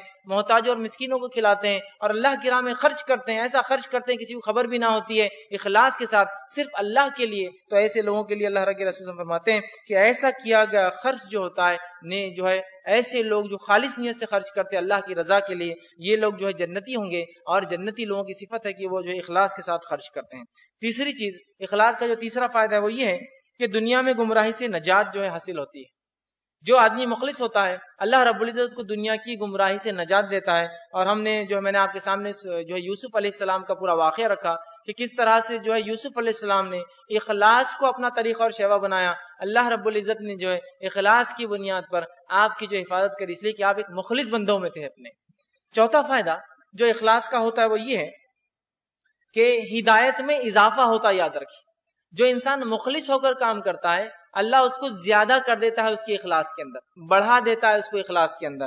اور اس کے تعلق سے اللہ رب العزت نے سورہ کہف کا اگر ہم مطالعہ کریں، سورہ کہف سورہ نمبر 18 آیت نمبر 13 میں اللہ نے فرما رکھا انہم فتیۃ آمنوا بربہم وزدناہم ھدا، کہ اللہ رب العزت ان نوجوانوں کے بارے میں تذکرہ کر رہا ہے جن کی تعداد واللہ عالم ہم نہیں جانتے کیا تھی، جو اپنے ایمان کو بچانے کے لیے جو ہے بھاگ کھڑے ہوئے، چونکہ وقت کے بادشاہ نے اپنے آپ کو رب اعلان کر دیا تھا، اپنے ایمان بچانے کے لیے وہ بھاگ کھڑے ہوئے تھے اور ایک گفا میں چلے گئے جس سے اس سورہ کے نام سورہ کہف پڑھا۔ تو اللہ رب العزت فرماتا ہے انہم فتیۃ آمنوا بربہم وزدناہم ھدا، چونکہ وہ اخلاص کی بنیاد پر اللہ پر ایمان لائے تھے تو ہم نے انہیں ہدایت میں اور آگے بڑھا دیا، وزدناہم ھدا۔ تو اگر کوئی شخص اخلاص کی بنیاد پہ دنیا میں عمل کرتا ہے اللہ اس کو ہدایت میں آگے بڑھاتا ہے۔ اسی طرح اخلاص کا پانچواں فائدہ جو ہوتا ہے وہ یہ ہے کہ دنیا میں جو ہے مصیبتوں اور تکلیف سے نجات ملتی ہے۔ یاد رکھیے جو آدمی اخلاص کے ساتھ دنیا میں کام کرتا ہے، کوئی عمل کرتا ہے، اللہ دنیا میں مصیبتوں اور تکلیف سے اسے نجات دیتا ہے، جس کے تعلق سے وہ متفقہ علیہ حدیث جو 3 آدمیوں کو میں پہلے رکھ چکا ہوں، جنہوں نے جو غار میں چلے گئے تھے، ایک پتھر آ کر ڈھک گیا، تینوں نے اپنے نیک اعمال کا وسیلہ بنایا اور اللہ رب العزت نے اس نیک اعمال کے وسیلے کی بنیاد پہ جو اخلاص کی بنیاد پہ کیے گئے تھے دنیا کی ایک مصیبت ان پہ جو ہے ٹال دی۔ یاد رکھیے تو تکلیفوں اور مصیبتوں سے دنیا کی نجات ملتی ہے۔ چھٹا فائدہ جو آدمی اخلاص کے ساتھ کام کرتا ہے وہ یہ ہے حسن خاتمہ۔ حسن خاتمہ، اچھی موت اس انسان کو آتی ہے جو اخلاص کی بنیاد پہ کام کرتا ہے۔ جیسا کہ ہم جانتے ہیں معروف حدیث ہے، ٹھیک ہے، آپ صلی اللہ علیہ وسلم نے فرمایا ایک شخص نے 99 قتل کیے تھے لیکن اس نے اخلاص کے ساتھ اپنے رب سے توبہ کی کہ اللہ بہت سنگین میں نے یہ کام کیا، بلکہ 99 نے 100 قتل کر چکا تھا اور 99 کے بعد بھی اس نے کیا تھا، 100 قتل کر کے اس نے 100 کمپلیٹ کیے، لیکن خالص اس نے توبہ کی اور خالص نیت کے ساتھ ایک بستی کی طرف چل پڑا، بستی کی طرف چل پڑا کہ اس بستی میں جاؤں گا اور نیکی کروں گا، اور بری بستی کو چھوڑ دیا تھا اس نے جہاں وہ رہ کر قتل کر رہا تھا، اس اخلاص نیت سے وہ چلا تھا، ابھی کوئی نیک عمل نہیں کیا تھا، ابھی صرف چلا ہی تھا کہ راستے میں اسے موت آ گئی، فرشتے عذاب کے جزا اور سزا کے دونوں آ گئے، دونوں نے کہا کہ اسے تو ہم لے جائیں گے، اللہ سے پوچھا گیا اللہ یہاں تو دونوں فرشتے آ گئے، کیا معاملہ اس کا؟ تو اللہ نے کہا یہ جس بستی سے نکلا تھا اور جس بستی کی طرف چلا تھا دونوں میں جس کے طرف زیادہ ہوں اس کے ساتھ فیصلہ ہوں گا، اور وہ نیک بستی کی طرف چلا تھا، بری بستی سے نکلا تھا، اور جب بستی کو ماپا گیا تو وہ ایک ہاتھ یا کچھ بالش صرف اس بستی کی طرف گرا تھا جو نیکوکاروں کی تھی، لیکن وہ خالص نیت سے نکلا تھا توبہ کی، اور اللہ رب العزت نے اس خالص نیت کی بنیاد پر اس کا حسن خاتمہ، اچھی موت اس کو عطا کی، اور آخرت میں اس کے لیے جو ہے جزا اور خیر اٹھا کر رکھا۔ اسی طرح جو ہے 7واں فائدہ اخلاص کا جو ہوتا ہے وہ یہ ہے دعائیں قبول ہوتی ہے۔ یاد رکھیے جو آدمی اخلاص کے ساتھ اعمال کرتا ہے اللہ رب العزت جو ہے ان کی جو ہے دعائیں جو ہے قبول کرتا ہے۔ جیسا کہ ہم جانتے ہیں اصحاب اخدود، سورہ بروج کا اگر آپ واقعہ پڑھیں، ایک بہت طویل واقعہ اس میں جو سورہ نمبر 85 ہے، وہ واقعے کی تفصیلات متفق علیہ صحیح بخاری صحیح مسلم کی حدیث میں آتی ہے، بہت طویل ہے واقعہ، اگر میں سناؤں تو 20-25 منٹ میرے چلے جائیں گے صرف ایک واقعے میں، لیکن اس واقعے میں ایک بچہ ہوتا ہے اصحاب اخدود، آپ پڑھیے کبھی اس کو، اس میں ایک بچہ ہوتا ہے جو خالص نیت سے اپنے رب کی طرف لوگوں کو دعوت دیتا ہے، اللہ نے اسے یہ معجزہ عطا فرما دیا، یہ ایک کرامت عطا فرما دی تھی کہ وہ جو اللہ سے رب سے دعائیں کرتا تھا اس کا رب اس کی دعاؤں کو قبول کرتا تھا۔ تو دیکھیے آپ اگر انسان خالص نیت سے کوئی عمل کرے اللہ جو ان کی دعاؤں کو جو ہے قبول عطا فرماتا ہے۔ یاد رکھیے اور وہ 3 غار والوں کا بھی واقعہ میں نے آپ کے سامنے رکھا جنہوں نے اللہ سے دعا کی اور ان کی دعا قبول ہوئی، چونکہ اخلاص کی بنیاد پہ عمل تھا تو دعا قبول ہوئی اور مصیبت بھی ٹل گئی اس اخلاص کی وجہ سے۔ تو یہ 7 فائدے ہیں، اس سے بھی زائد ہے، میں نے آپ کے سامنے بہرحال 7 فائدے چن کر رکھنے کی کوشش کی۔ اب آئیے ریا کی قباحت اور اس کے نقصانات کیا ہوتے ہیں۔ نبی اکرم صلی اللہ علیہ وسلم ریا سے اتنا ڈرتے تھے آپ کہ آپ نے ریا سے پناہ مانگی، دکھاوے شو آف سے پناہ مانگی، اور حدیث میں الفاظ ہے آپ صلی اللہ علیہ وسلم ایک دعا کیا کرتے تھے، حدیث کے الفاظ ہے اللہم حجۃ لا ریا فیہا ولا سمع، اے اللہ مجھے جو ہے مجھ سے ایسا حج کروا جس میں کوئی دکھاوا اور ریا سے وہ حج پاک ہو، مجھ سے ایسا حج لے یا میں ایسا حج کروں جو دکھاوے اور ریا سے پاک ہو۔ حج ایک بہت افضل عبادت ہوتی ہے اور اس میں بہت ساری چیزیں دکھ کر آتی ہے، روزہ دکھتا نہیں ہے، نماز بھی 5 وقت بہت چھوڑی، حج کے لیے انسان جاتا ہے، معاملات کو سیٹل کرنا پڑتا ہے، تو یہاں دکھاوا آ جاتا ہے، انسان میں بڑا پن آ جاتا ہے۔ تو یہاں رسول اللہ نے دیکھی حج کو جا رہے ہیں اور دعا کرے اللہ بس ریا سے میری حفاظت فرما، ہے نا، تو بہت اہم چیز ہے۔ اور میں نے خاص طور سے حج کے واقعات رکھے، لوگ حج کو ریا کا مرکز بنا دے رہے ہیں آج کل۔ بہرحال اس معاملے میں یہ دعا تو بہت ضروری ہے کہ اگر ہمیں ڈر لگتا ہے کہ ہمارے حج کا ریا کا مرکز نہ بن جائے، اس دعا کو یاد سے جو آپ کیا کیجئے، ٹھیک۔ اسی طرح دکھاوے اور ریا کا نقصان کیا ہے اور اس کے ساتھ دنیا اور آخرت کے نقصانات پھر رکھوں گا۔ ریا کا نقصان کیا ہے؟ بس ایک حدیث آپ کے سامنے رکھتا ہے اس کے نقصان کے تعلق سے. ایسی حدیث ہے جو آنکھ پر رونگٹے کھڑے کر دیتی صرف ریا کے نقصانات سننے کے بارے میں. نبی اکرم صلی اللہ علیہ وسلم فرماتے ہیں, یہ صحیح مسلم کی روایت ہے, آپ صلی اللہ اور دیگر کتب حدیث میں بہرحال یہ حدیث آتی ہے. آپ صلی اللہ علیہ وسلم کی حدیث ہے, ایک شخص شام سے نکلا اور مزید جو ہے معاف کرنا مدینہ آیا اور ابو ہریرہ رضی اللہ عنہ کا پتہ پوچھا. کسی نے کہا ابو ہریرہ فلاں جگہ رہتے ہیں. وہ وہاں گیا, وہاں نہیں ملے. بازار گیا تو بازار میں ابو ہریرہ رضی اللہ عنہ ملے. کہا کہ میں شام سے سفر کر کے آیا ہوں صرف اس واسطے کہ آپ سے ایک حدیث رسول سنوں, تو آپ مجھے کچھ بتائیے. نے کہا کیا تم شام سے سفر کر کے اس لیے آئے ہو کہ ایک حدیث سنو مجھ سے رسول اکرم صلی اللہ علیہ وسلم؟ کہا 30 دن کا سفر کر کے صرف ایک حدیث سننے آیا ہوں. تو کہا چلو. وہ گھر لے گئے اور کہا کہ بیٹھو, میں تمہیں آج ایک ایسی حدیث سناؤں گا جو اس سے پہلے میں نے کسی کو نہیں سنائی, کیونکہ تم اتنا لمبا سفر صرف حدیث سننے کرنے آئے. تو آپ نے جو ہے بلایا اور بٹھا اور کہا سنو, جہاں میں بیٹھا ہوں یہاں اللہ کے رسول بیٹھے تھے اسی جگہ, اور جہاں تم بیٹھے ہو وہاں میں بیٹھا تھا, اور اللہ کے رسول نے ایک حدیث مجھے سنائی جو میں نے کسی کو اب تک نہیں سنائی, تمہیں سنا رہا ہوں کہ اللہ کے رسول صلی اللہ علیہ وسلم نے مجھے فرمایا جہنم جو ہے 3 لوگوں سے دہکائی جائیں گی. یہ بات کہی اور زمین پر گر گئے, بہوشی طاری ہو گئی, غشی طاری ہو گئی, جس طرح سے مرغی کا مریض ہلتا ہے. روکا گیا, پانی مارا گیا, اٹھایا گیا, اٹھ کر بیٹھے اور کہا ہاں میں تمہیں آج ایک ایسی حدیث سناؤں گا جو میں نے اس سے پہلے کسی کو نہیں سنائی. جہنم 3 لوگوں سے دہکائے جائیں گی. پھر غشی آئی, چکر کھا کے پھر گر گئے, پھر ہلنے لگے, پھر پانی ڈالا گیا, ہوش میں آئے, پھر کہا ہاں میں تمہیں آج ایک ایسی حدیث سناؤں گا جو اللہ کے رسول صلی اللہ علیہ وسلم مجھے یہاں سنائی تھی. جہنم 3 لوگوں سے دہکائی جائیں گی. پہلا شخص ہوگا ایک شہید, دوسرا شخص ہوگا ایک سخی مالدار, تیسرا شخص ہوگا ایک روایت میں حافظ اور ایک روایت میں عالم کے الفاظ ہیں. یہ 3 لوگوں سے جہنم دہکائے جائیں گی. اللہ رب العزت ایک شہید کو بلائیں گا. شہادت سے بڑا مرتبہ نہیں کو یاد رکھیے. اور شہادت ایک ایسی چیز ہے کہ مرنے والا اگر دوبارہ دنیا میں آنے کا وہ کرے گا تو شہادت والا ہی وہ شہید ہی ہوگا جو کہیں گا مجھے دوبارہ جا کر واپس آنا ہے. صحیح, باقی لوگ تو ڈر جائیں گے بعد میں کیا ہوتا ہے, لیکن شہید کہیں گے میں واپس جاؤں گا, پھر شہید ہو کے تیری راہ میں آؤں گا, اس لیے اس کا بدلہ بہت عظیم ہے. لیکن جہنم میں ڈالا جا رہا ہے. اللہ کہیں گا اے شخص تجھے میں نے طاقت توانائی صلاحیت دی تھی, کیا کیا؟ وہ کہیں گے اللہ میں نے تیری راہ میں جہاد کیا, تیری راہ میں کوششیں کی, تیری راہ میں اور حق کے لیے میں لڑا. میں جہاد کا معنی یاد رکھیے, لڑائی نہیں ہوتی, حق کے لیے لڑنا ہوتا. کوئی بھی لڑائی جہاد نہیں ہوتا, حق کے لیے لڑنا. میں لڑا یا اللہ. اللہ کہیں گا تو نے جھوٹ کہا. فرشتے کہیں گے تو نے جھوٹ کہا. اللہ کہیں گا تو اس لیے لڑا کہ لوگ تیری تعریف کرے, تو شہید ہے, تجھے دنیا میں شہید پکارا گیا, اب میرے پاس تیرا کوئی بدلہ نہیں ہے. حکم ہوگا فرشتے منہ کی بل رگڑ کر لے جا کر جہنم میں ڈال دیں گے. دوسرا شخص آئے گا, اللہ کہیں گا میں نے تجھے مال دیا تھا, کیا کیا؟ وہ کہیں گا اللہ میں نے مساجد بنائی, فلاں فلاں جگہ خرچ کیے, صدقات کیے, خیرات کیے. اللہ کہیں گا تو نے جھوٹ کہا. فرشتے کہیں گے تو نے جھوٹ کہا. اللہ کہیں گا تو نے تو اس لیے خرچ کیا کہ لوگ کہے کتنا خرچ کرتا ہے نا اللہ کے نام. جو تجھے چاہیے تھا دنیا میں تیرا نام لیا گیا, بہت تعریف ہوئی, فرشتوں سے حکم اٹھا کے جہنم میں پھینک دو. تیسرا شخص وہ ہوگا جس کے تعلق حدیث میں آتا ہے, ایک میں عالم اور ایک میں حافظ کے الفاظ یاد ہے. اللہ کہیں گے میرے بندے تجھے میں نے عقل دی تھی, کیا استعمال کیا؟ کہیں گے اللہ میں نے تیری کتاب کو حفظ کیا. دوسرا کہیں گے اللہ میں نے تیرے دین کا علم حاصل کیا تاکہ لوگوں کو سہولت دوں, آسانیاں دوں, ان کو شرعی مسائل بتاؤں. اللہ کہیں گا تو نے جھوٹ کہا.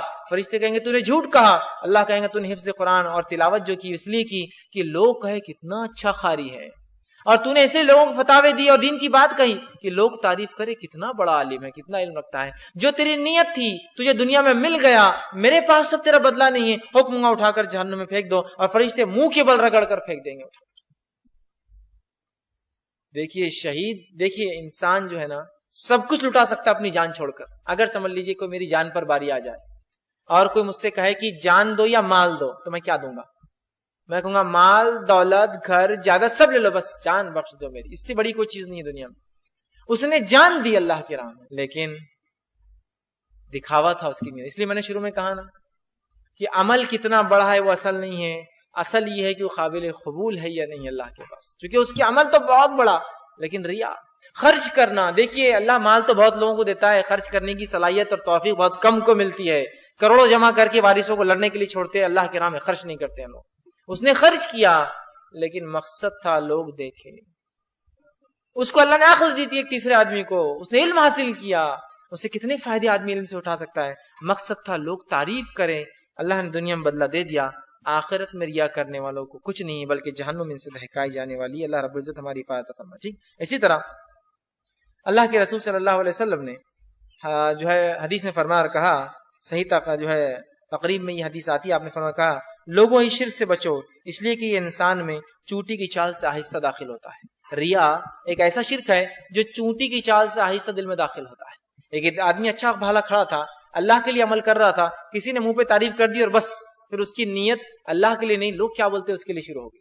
بھائی یہ بار بھی کیا، لوگ کتنی تعریف کر رہے میری، اب پھر میں کر رہا ہوں، پھر تعریف ہوں گی کہ نہیں ہوں گی میری، ٹھیک ہے۔ تو یہ چوٹی کی طرح بہت آہستہ سے اندر جو ہے۔ اب ریا کے نقصانات کیا ہے؟ یہ 7 نقصانات ریا کے میں آپ کے سامنے رکھتا ہوں۔ پہلا نقصان، توحید اور ایمان میں کمزوری آ جاتی ہے ریا کرنے میں۔ جو آدمی دکھاوا کرتا ہے اس کے توحید میں کمزوری آ جاتی ہے اور اس کا ایمان کمزور ہو جاتا ہے، اس لیے کہ کمزور ایمان والے ہی ریا کرتے ہیں، یاد رکھیے۔ دوسرا جو نقصان ہوتا ہے جس سے ایمان اور توحید کمزور ہوتی ہے، اور وہ نقصان پہلے جو اسٹیپ ہے اس کی وجہ یہ دوسرا نقطہ ہے میرا، کہ انسان شرک کرتا ہے ریا کر کے۔ دکھاوا شرک ہے، اس لیے کہ حدیث میں الفاظ ہے شرک، ریا شرک اصغر ہے، ریا شرک خفی ہے، چھوٹا شرک ہے، اور خفیہ شرک ہے، ہڈن شرک ہے، چھپا ہوا شرک ہے ریا۔ اور ظاہر سی بات ہے جو ریا کرتا ہے تو شرک کرتا ہے، اور شرک کرتا ہے تو اس سے کیا ہوتا ہے نتیجہ؟ اس کا ایمان اور توحید کمزور ہو جاتا ہے۔ تیسری چیز اگر جو انسان ریا کرتا ہے اس کا نقصان ہوتا ہے وہ یہ ہے، عمل کا مکمل ثواب ضائع ہو جاتا ہے۔ صحیح بخاری کی روایت ہے، روز قیامت کچھ لوگ اللہ کے پاس آئیں گے اور کہیں گے اللہ ان عمل کا اجر، تو اللہ کہیں گا جا دنیا میں جس کو دکھانے کے لیے کرتا تھا انہی سے مانگ لے، آج میں تجھے اجر دینے والا نہیں ہوں، ٹھیک ہے۔ تو ریا کرنے کا ایک نقصان یہ ہے کہ جو ہے عمل کا مکمل ثواب جو ہے انسان کا جو ہے وہ ضائع ہو جاتا ہے، یاد رکھیں، ٹھیک ہے۔ اسی طرح چوتھا نقصان ریا کرنے کا وہ یہ ہے کہ اللہ کی طرف سے ضلالت اور رسوائی آتی ہے ایسے انسان کو جو ریا کرتا ہے، دکھاوا کرتا ہے، ذلیل ہو جاتا ہے وہ دنیا میں ایسا انسان، اور آخرت میں بھی ذلیل ہوگا۔ حدیث کے الفاظ میں آپ صلی اللہ علیہ وسلم فرماتے ہیں کوئی شخص جس کو اللہ نے مرتبہ دیا ہو اور اگر وہ ریا کرے تو اللہ اس کو ساری مخلوق کے سامنے اس کی حقیقت قیامت کے روز کھول دے گا۔ جس شخص کو اللہ کچھ دے اور وہ اس لیے کرے کہ لوگ تعریف کریں تو اللہ اس کی پوری خلائی اس کو ذلیل کرے گا قیامت کے روز ساری مخلوق پوری انسانیت کے سامنے۔ تو ذلیل اور رسوا ہوتا ہے ایسا شخص جو ریا کرتا ہے، دنیا میں بھی ہوتا ہے اور آخرت میں بھی ہوگا۔ پانچواں، ایسا شخص جو جہنم ریا کرتا ہے وہ جہنم میں جائے گا، جیسے کہ وہ حدیث میں نے آپ کے سامنے رکھی، 3 لوگ جن سے جہنم دہکائے جائیں گی، تینوں جو ہے بڑے بڑے اعمال کیے ہوئے ہوں گے لیکن عمل خالص نہیں ہوں گے، ریا کے ساتھ ہوں گے، اور اللہ کسی عمل کو اخلاص کے بغیر قبول نہیں کرتا ہے۔ چھٹا نقصان ریا کرنے کا وہ یہ ہے کہ اللہ کے سامنے وہ شخص جو ریا کرتا تھا روز قیامت سجدہ نہیں کر پائیں گا، کھڑا ہوں گا اس لیے کہ مسلمان ہوں گا نا، لیکن ریا کی وجہ سے نہیں کر پائیں گا۔ صحیح بخاری کی روایت آپ سے فرماتے ہیں جس روز جب اللہ رب العزت جو ہے سامنے ہوں گا اور لوگ سجدہ کریں گے، جو ریا کرتے تھے ان کی پیٹھ اور کمر ایک کر دی جائیں گی اور وہ جھک نہیں سکیں گے سجدے کے لیے اللہ کے سامنے۔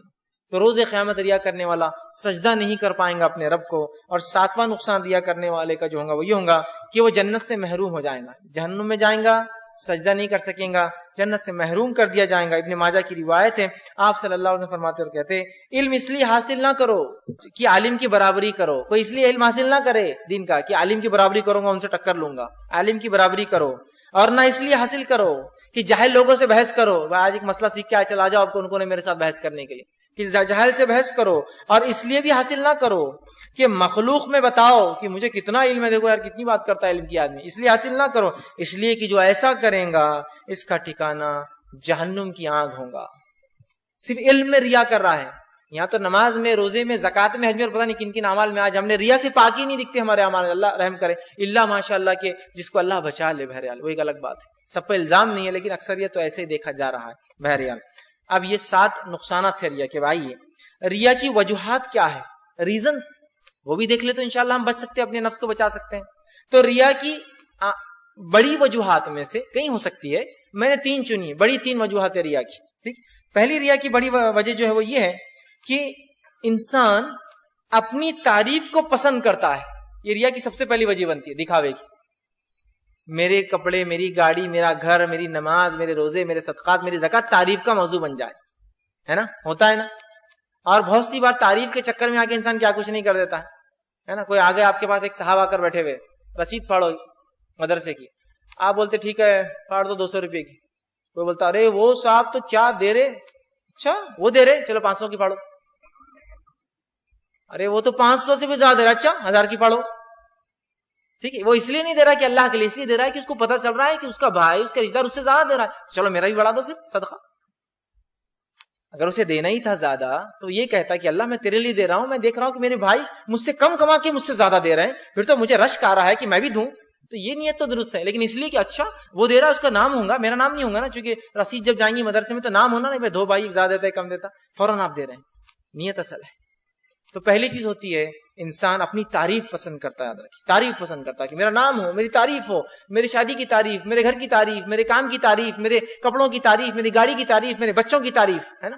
انسان بچوں سے بھی ریا کرتا ہے، معلوم آپ کو. اور میرا بچہ کیا پڑھ رہا ہے، یہ بن گیا، وہ بن گیا، وہ بن گیا. آپ کے بچے نے کیا کیا؟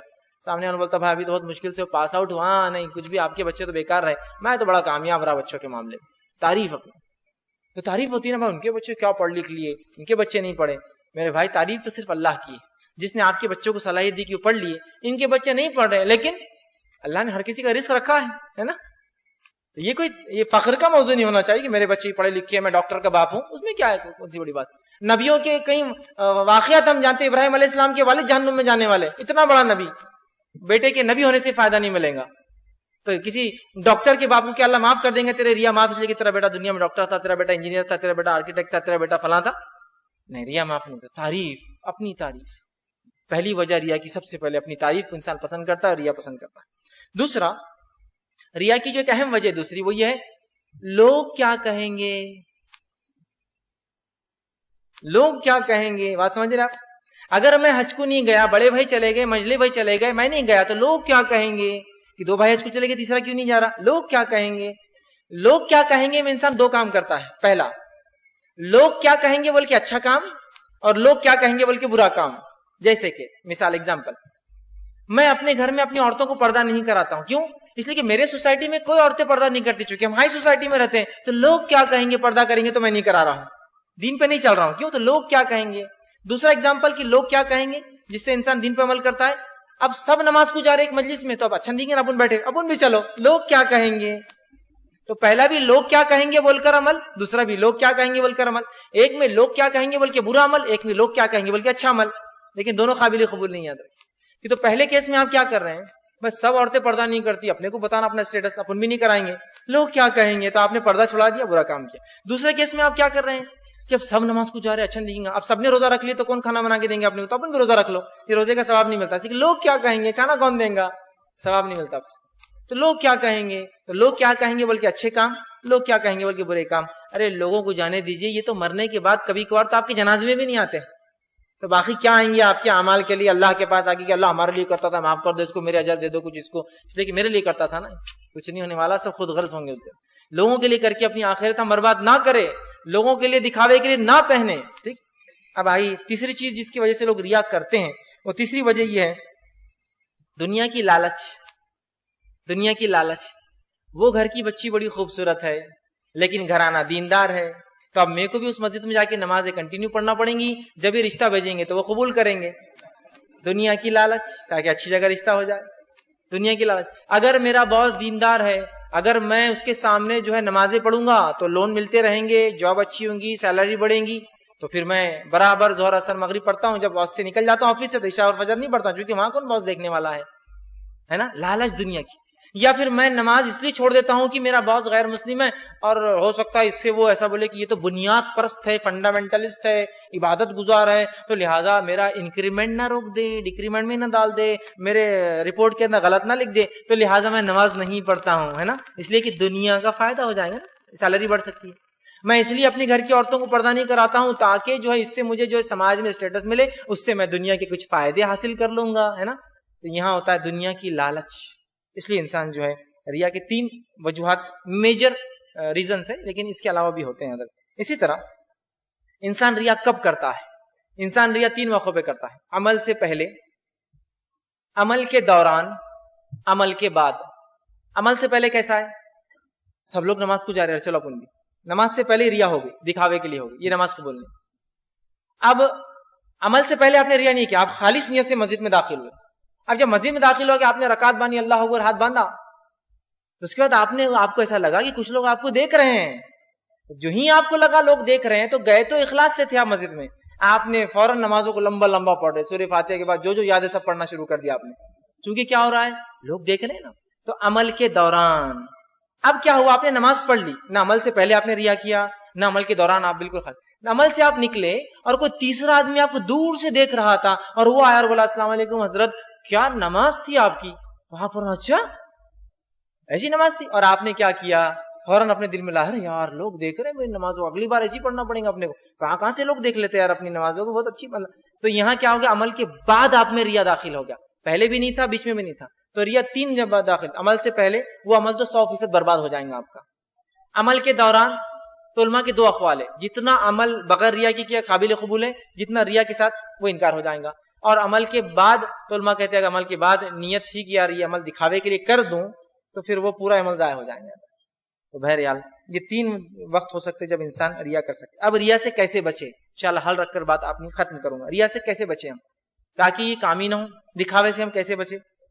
سب سے پہلی چیز علم حاصل کرے کہ اخلاص کیا ہے اور ریا کیا ہے.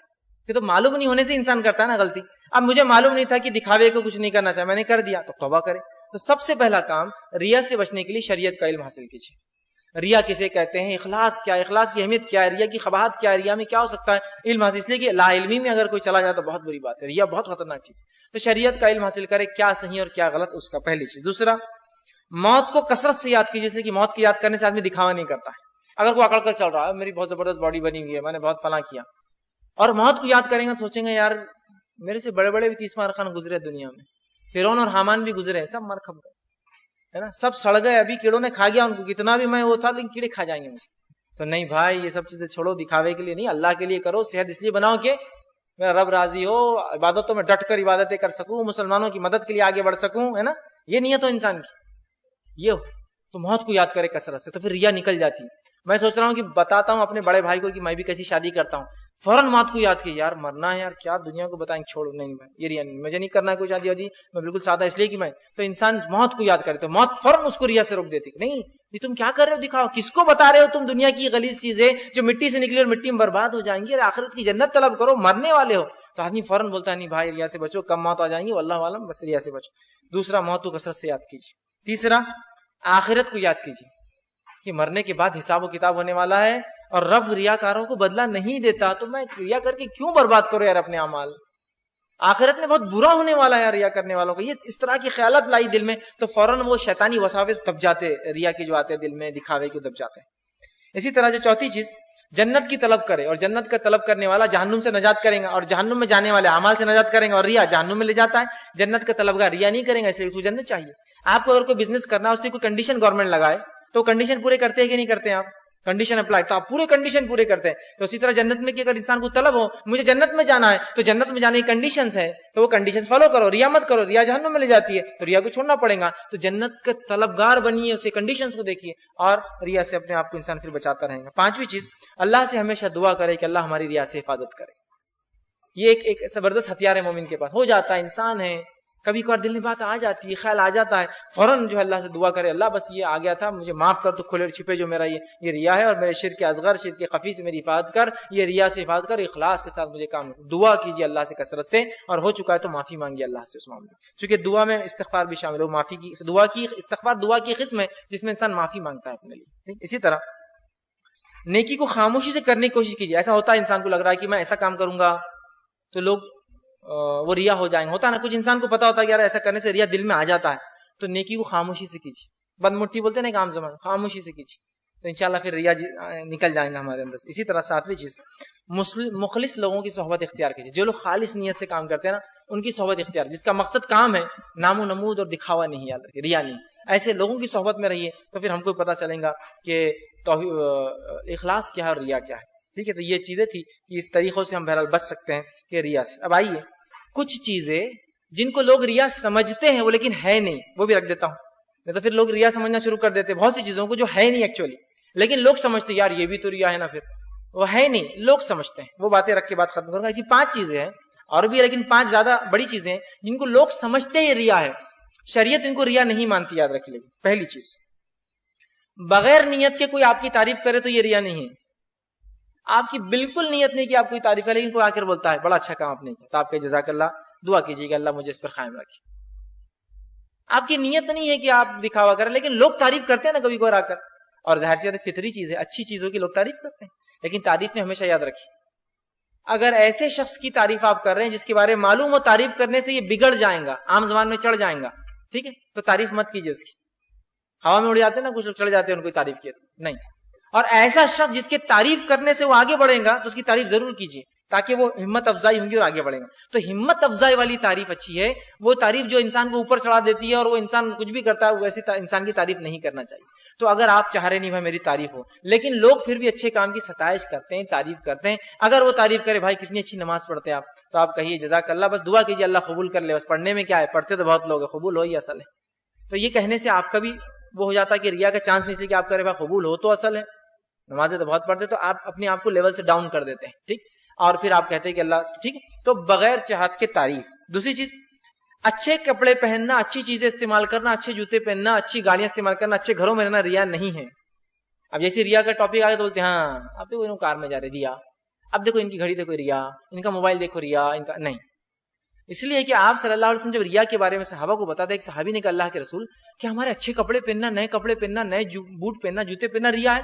تو آپ نے کہا میرے صحابی ریا یہ نہیں ہے، ریا تو یہ ہوگا، غلط کام تو یہ ہوگا کہ تم دکھاوا کرو اور دوسروں کو چھوٹا سمجھو.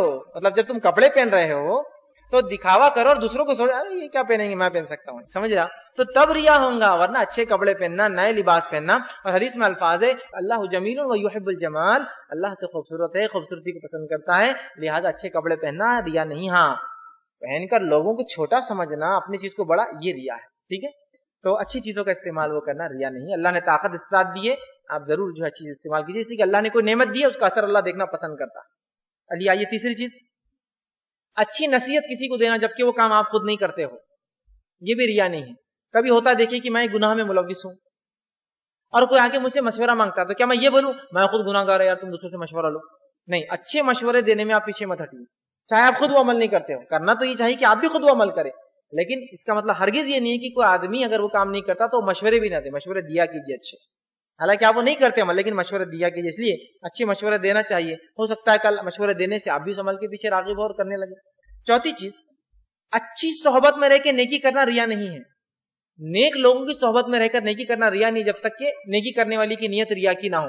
جیسے کہ میں کسی جگہ گیا، کسی مجلس میں گیا، وہاں سارے لوگ نماز پڑھ رہے تھے، سارے لوگ اچھے کام کر رہے تھے، اور مجھے جذبہ جاگا، رشک ہوا، جوش آیا کہ یار لوگوں کو کیسی عبادتیں کریں میں بھی کرتا ہوں، تو یہ ریا نہیں یاد جب تک کہ اس کی نیت ریا کی نہ ہو. بس نیت یہ ہو کہ مجلس کی وجہ سے وہ بھی اچھائی کی طرف بڑھنے لگی، یہ ریا نہیں. اور پانچویں ایک چیز جو ہوتی ہے جو لوگ بہت غلط فہمی میں اس میں شامل ہوتے ہیں، وہ یہ سمجھتے ہیں کہ عبادت کے ساتھ دنیاوی فائدہ اٹھائے تو وہ ریا ہے.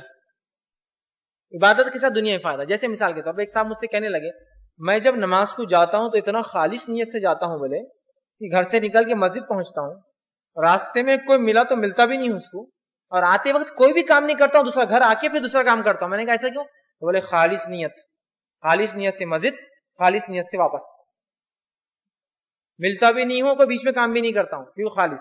یہ خالص کا معنی نہیں ہے، اخلاص کا معنی نہیں ہے. کسی عبادت کے ساتھ دنیاوی فائدے ہو جائے تو اس میں کوئی برائی نہیں ہے. اللہ رب العزت نے جب صحابہ نے سوال کیا اللہ کے رسول ہم حج کو جاتے ہیں تو کیا کچھ تجارت بھی کر لے، بزنس بھی کر لے حج کے ساتھ، کیونکہ حج لگے لمبا سفر ہے نا، بار بار تو نہیں ہوتا، ہم کچھ تجارت کر لیں. تو قرآن کی آیت نازل ہوئی سورہ بقرہ سورہ نمبر 2 آیت نمبر 198 اللہ نے فرمایا لیس علیکم جناح ان تبتغوا فضلا من ربکم، تم پر کوئی گناہ نہیں کہ حج کے دوران تم اللہ کا کوئی فضل تلاش کر لو. حج کے ایام میں نہیں، حج کے دوران سے مراد یہ ہوگا جب حج کو نکلے تو راستے میں اور حج سے آتے وقت، ٹھیک. تو کوئی مسئلہ نہیں. تو کوئی انسان اگر حج کو جاتا ہے ساتھ میں رشتہ داروں سے مل کر آ جاتا ہے کوئی مسئلہ نہیں، لیکن نیت حج کی ہو، ساتھ میں رشتہ داروں سے مل لے، ساتھ میں اور فائدہ ہو جائے، ساتھ میں لوگوں سے ملاقات ہو، ساتھ میں گھومنا پھرنا بھی ہو جائے، وہ ایک سیکنڈری پارٹ ہے.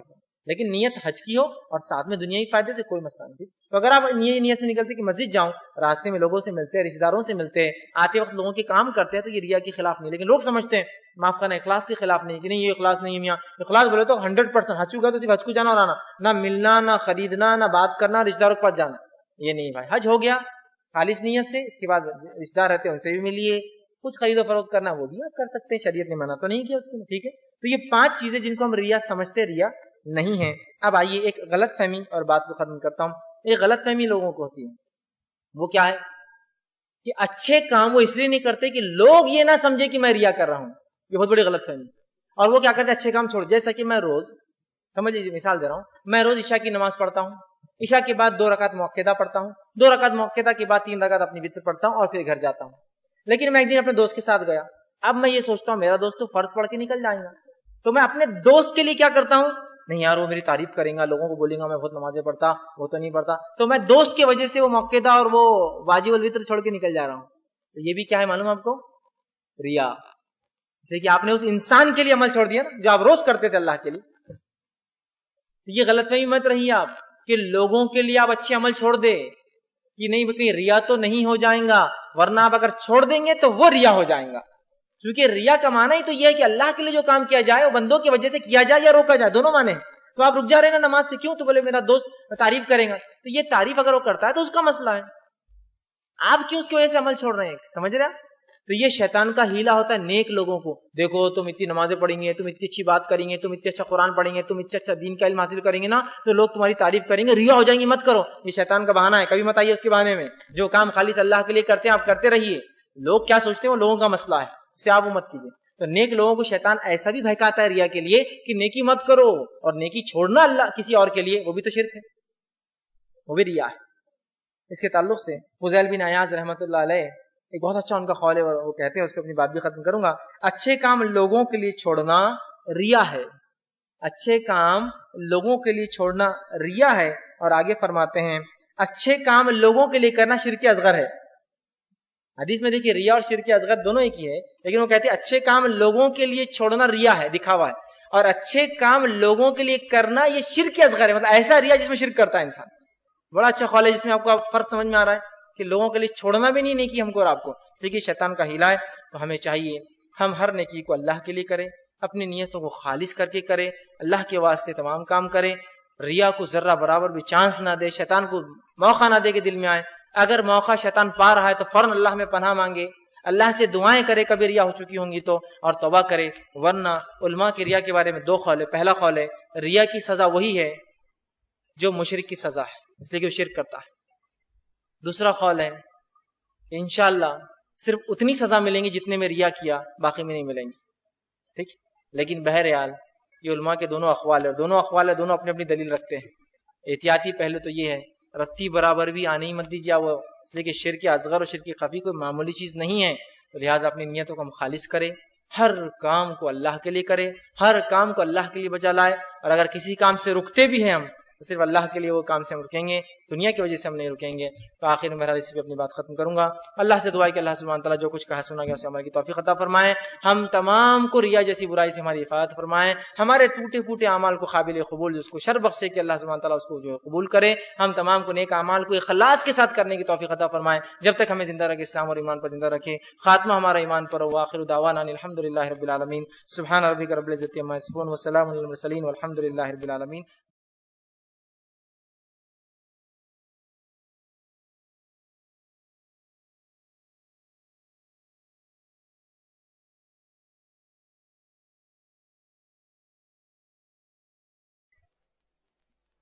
بسم اللہ الرحمن الرحیم. الحمدللہ رب العالمین والصلاة والسلام علی خاتم النبیین والمرسلین. رب اشرح لی صدری ویسر لی امری واحلل عقدۃ من لسانی یفقہوا قولی. شخص ہے جو کہ نیت کرتا ہے کہ کچھ گناہ کرنے کی, لیکن اس نے ابھی کیا نہیں ہے, تو اس کا کیا, اس کو پہلے ہی گناہ مل جائے گا سوچنے کا؟ میرے بھائی نے سوال کیا کہ جب انسان کوئی گناہ کرنا چاہتا ہے اور وہ گناہ نہیں کرتا تو کیا وہ سوچنے کا اس کو اس کا گناہ مل جاتا ہے, کیونکہ اس کا تعلق بھی نیت سے ہے. تو بہرحال یاد رکھیے آپ صلی اللہ علیہ وسلم حدیث میں فرماتے جب کوئی شخص نیکی کرنے کی نیت کرتا ہے تو ایک نیکی اس کے نام عمل میں لکھ دی جاتی ہے, اور اگر وہ کر گزرتا ہے تو 1 سے لے کر 10 یا اس سے زائد اللہ جتنا چاہتا ہے اس کو نیکی عطا فرما دیتا ہے. لیکن نیت اچھی کرتے ایک نیکی مل جاتی ہے. اور جب انسان برائی کی نیت کرتا ہے کہ میں برا کام کروں گا, ٹھیک ہے, تو اس کے نام پر کوئی گناہ نہیں لکھا جاتا. ٹھیک, اور اگر وہ صرف سوچ کی حد تک رہتا ہے, صرف سوچتا ہے اور کرتا نہیں ہے, تو جب تک اس پہ عمل نہیں کرتا اور اس کو بولتا نہیں تب تک اس کو گناہ نہیں ملتا ہے. کسی برائی کے سوچنے کا انسان کو گناہ نہیں ملتا جب تک کہ اس کو عمل میں نہ لا لے یا بولنا دے. جیسا کہ مثال کے طور پہ ایک آدمی نے سوچا کہ میں اسی گھر میں چوری کروں گا, چوری تو نہیں کیا لیکن کیا کیا معلوم, دوسرے کو بول دیا میں ایسا سوچ رہا تھا, وہ رات میں کھلا رہتا تو میں نے پلاننگ کیا تھا جانے کی, اب بول دیا تو گناہ مل گیا اس کو. تو جب تک یہ کر نہ لے یا بول نہ دے اس کو گناہ نہیں ملتا. اور اگر ایسا انسان جو گناہ کی نیت کرے، کسی کو بولے نہیں، گناہ نہیں کرے، اور اللہ کی خاطر کی اللہ یہ گناہ تو نہیں کرا یہ سوچتا ہے، تو ایک نیکی لکھ دی جاتی ہے. جو انسان گناہوں کو اللہ کے لیے چھوڑتا ہے اس کے لیے وہ ایک نیکی لکھ دی جاتی ہے، اس لیے کہ اس نے گناہ کا ارادہ کیا تھا، ارادے پہ کوئی گناہ نہیں ملتا، اور کرتا بھی ہے تو ایک گناہ کا ایک ہی ملتا ہے نیکی میں، جبکہ 1 سے 10 ملتا ہے. اور اگر اللہ کے لیے وہ گناہ چھوڑ دیتا ہے تو انشاءاللہ عزیز اس کو اس کا انشاءاللہ جو ہے ایک بدلہ نیکی کے شکل میں بہرحال ملتا ہے. کسی نے بہرحال سوال کیا، 2-3 سوال بہرحال ایک قسم کے تھے تو میں نے ایک ساتھ ہی جمع کر لیے. آپ نے دکھاوے کے بارے میں، مطلب وہ سوال کچھ نہ کچھ اسی سے ریلیٹڈ ہے پورے، جن میں سے ایک تفصیلی ہے تو اسی کو میں لیتا ہوں جن میں سب کا جز ہے. آپ نے دکھاوے کے بارے میں آپ دکھاوے کے بارے میں بات کر رہے ہیں، لیکن آپ جو اسٹیج کیمرہ ایڈورٹائزمنٹ کر رہے ہیں کیا یہ سب دکھاوا نہیں ہے؟ اور کیا یہ دکھاوا نہیں؟ پلیز اس کا آنسر دیں. اور اسی قسم کی بہرحال کافی چٹھیاں آئی ہیں کہ یہ دکھاوا نہیں، یہ دکھاوا نہیں، یہ دکھاوا نہیں. تو بہرحال اچھا سوال ہے اور پوچھنا چاہیے، سوال پوچھنا چاہیے، ایک اچھی چیز ہے. انسان سوال پوچھتا ہے تو خود بھی حدود میں رہتا ہے اور دوسروں کو بھی حدود میں لا دیتا ہے. بہرحال سب سے پہلی چیز تو دیکھیے، دکھاوا یہ چیزیں ہو سکتی ہے، یہ اسٹیج، یہ کیمرہ، یہ ایڈورٹائزمنٹ، یہ پیمفلیٹ ڈسٹریبیوشن، یہ خیمہ، یہ لائٹنگ، یہ سب دکھاوا ہو سکتی ہے. لیکن اصل چیز ہے ان تمام کے پیچھے نیت کرنے والوں کی، جو کہ آپ نہیں جانتے. اس لیے کہ ریا میں نیت کا فساد ہوتا ہے، ظاہراً نہیں سمجھ سکتے آپ کسی سے. جیسے کہ اگر اسلامک ریسرچ سینٹر ایک پروگرام کرتا ہے، پروگرام کر کے اس کا اشتہار بھی دیتا ہے اور بعد میں خبر بھی پہنچاتا ہے کہ آج پروگرام میں یہ ہوا، اور اس نیت سے پہنچاتا ہے کہ اس ایک چیز کو اگر دوسرے بھی فالو کرتے ہیں تو انشاءاللہ عزیز اس کا اجر ہمیں ملے گا. کیونکہ جب کوئی ایک شخص کوئی چیز کی شروعات کرے اور لوگ اس کے پیچھے چلے تو جتنے لوگ چلیں گے ان تمام کا ثواب اس کو ملے گا. اس نے شروعات کی اور لوگوں کے ثواب میں سے کمی نہیں ہوگی، ہے نا. تو آپ نہیں جانتے ہمارا انٹینٹ کیا ہے، ہماری نیتیں کیا ہے. تو اصل چیز ہے نیت. اور یہ اسٹیج اور یہ اور مال و دولت بھی ریا نہیں. کبھی کبھار فقیر بھی ریا کرتا ہے. ایک فقیر دوسرے فقیر سے زیادہ بھیک جمع کر کے وہ ریا کر رہا تھا کبور کی، میرے سے زیادہ کمایا. تو ریا میں صرف مال دولت اسٹیج کیمروں کی بھی ضرورت نہیں ہوتی. آدمی غریب بھی کرتا ہے ریا، سمجھ رہے آپ. لیکن ایسا ہوتا ہے جب اس طرح کی چیزیں استعمال ہوتی ہے تو ریا کا چانسز زیادہ ہوتے ہیں. لیکن پھر میں یہ کہوں گا آپ لوگوں کے بارے میں حسن ظن رکھیے، اچھا گمان رکھیے کہ نہیں ان کا مقصد ریا نہیں ہے. ٹھیک، ہاں ایسے کچھ ظاہری مظہر آپ کو دکھتے ہیں ریا کی، بھائی یہ مظہر ریا کا، یہ مظہر ہے، یہ اس سے سمجھ میں آ رہا ریا ہے، تو آپ کہہ سکتے ہیں. لیکن میں انشاءاللہ عزیز آپ سوال کریں گے تو میں جواب دے سکتا ہوں ان تمام چیزوں کے. اس لیے اور ایک سوال میں اضافہ بھی تھا، کسی نے ایک چٹھی پہ اور لمبا کیا، جو پیچھے ڈیکوریشن ہے کیا وہ اسراف نہیں؟ ایک تو ریا نہیں ہے، تو ریا تو نہیں ہے، یہ نیت پہ ہے تمام لوگ. کیا یہ اسراف نہیں ہے؟ اور بہت سے لوگ کیا کرتے ہیں، چیزوں کو اندازہ کرتے ہیں. کیسے اندازہ کرتے دیکھیے، امپیریل لانس اپن نے ولیمے میں لیے تھے، شادی میں لیے تھے، کتنے کا آیا تھا؟ 25,000 کا. انجمن کتنا اپنا خرچہ ہوا تھا، اپنے چھوٹا سا منڈپ ڈالے تھے 50,000 تھا. اسٹیج لگائے تھے اپنے دولہے، کتنا آیا تھا؟ 80,000 میں لگا تھا. ٹھیک ہے، اپن نے فلاں کرے تھے تو کتنا خرچہ آیا تھا؟ اتنا ہوا تھا. اپن نے جنریٹر لگائے تو کتنا لیا تھا؟ 5,500 لیا تھا. اپن نے فلاں کیے تو اس کا کتنا تھا؟ فلاں تھا. اپن نے سیکورٹی کیے تھے تو پر پرسن کتنا تھا؟ 2,000 روپے تھا. اب سب کرتے ہیں، اب اس کے کیلکولیشن کے حساب سے آپ وہ کیلکولیشن اپنے ہاتھ میں رکھتے ہیں. پھر بولتے ہیں اسلامک ریسرچ سینٹر کی 10 روزہ کانفرنس، 10 دن کو 25,000 سے جوڑو تو ہال کا خرچہ کتنا ہوا؟ 2,50,000. 10 دن کا اسٹیج کا خرچہ جوڑو تو کتنا ہوا؟ 80,000 سے یا 25,000 سے بھی تو 2.5 لاکھ. پھر 10 دن کا ٹینٹ کا خرچہ آپ جوڑے تو کتنا ہوتا؟ فلاں. 10 دن کے لائٹ کا خرچہ جوڑے تو فلاں. ایسا سب جوڑنے سے کیا ہوتا؟ آپ لوگ تو 40-50 لاکھ کی کانفرنس ہو رہی، اس میں تو کتنے غریبوں کی فلاں ہو جاتے تھے. الحمدللہ اس کانفرنس میں تقریباً تمام لوگ جو بھی اس میں لوگ ہیں شامل شرکت کرتے ہیں، یہ ان کی اپنی نیت ہے، میں ان کے نام لے کر ظاہر نہیں کرنا چاہتا ہوں، لیکن اکثر لوگوں نے ان تمام چیزوں کو یا تو مفت یا تو اتنے رعایتی داموں میں کیا ہے کہ مطلب جس کے لیے ہم بہرحال بتا نہیں سکتے. بات سمجھ رہے آپ؟ تو اس چیز کو ہم کو سمجھنا ہوں گے. ٹھیک، اور یہ ریا نہیں، پہلے تو میں نے اشارہ دے دیا اس لیے کہ وہ نیت کا مسئلہ ہے، تو نیت آپ نہیں جانتے. دوسرا، اس میں ہم نے اتنا خرچ نہیں کیا جتنا آپ سوچ رہے کہ اتنا خرچ ہوا ہوگا. میں آپ کو یہ بات دعوے سے کہہ سکتا ہوں، اگر کوئی ذاتی طور سے وہ کرنا چاہے تو مجھ سے آ کر مل کے کر سکتا ہے، کہ آپ کے گھر کی ایک سب سے سادی شادی سے بھی آدھا خرچہ ہوتا ہے اس کا.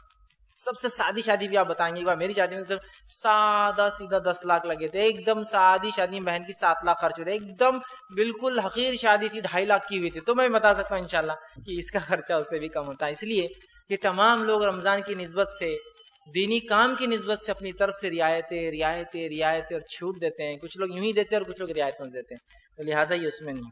دوسرا ایک اور اس میں اضافہ تھا, کیا زکوٰۃ کا پیسہ اس سے استعمال ہوتا ہے؟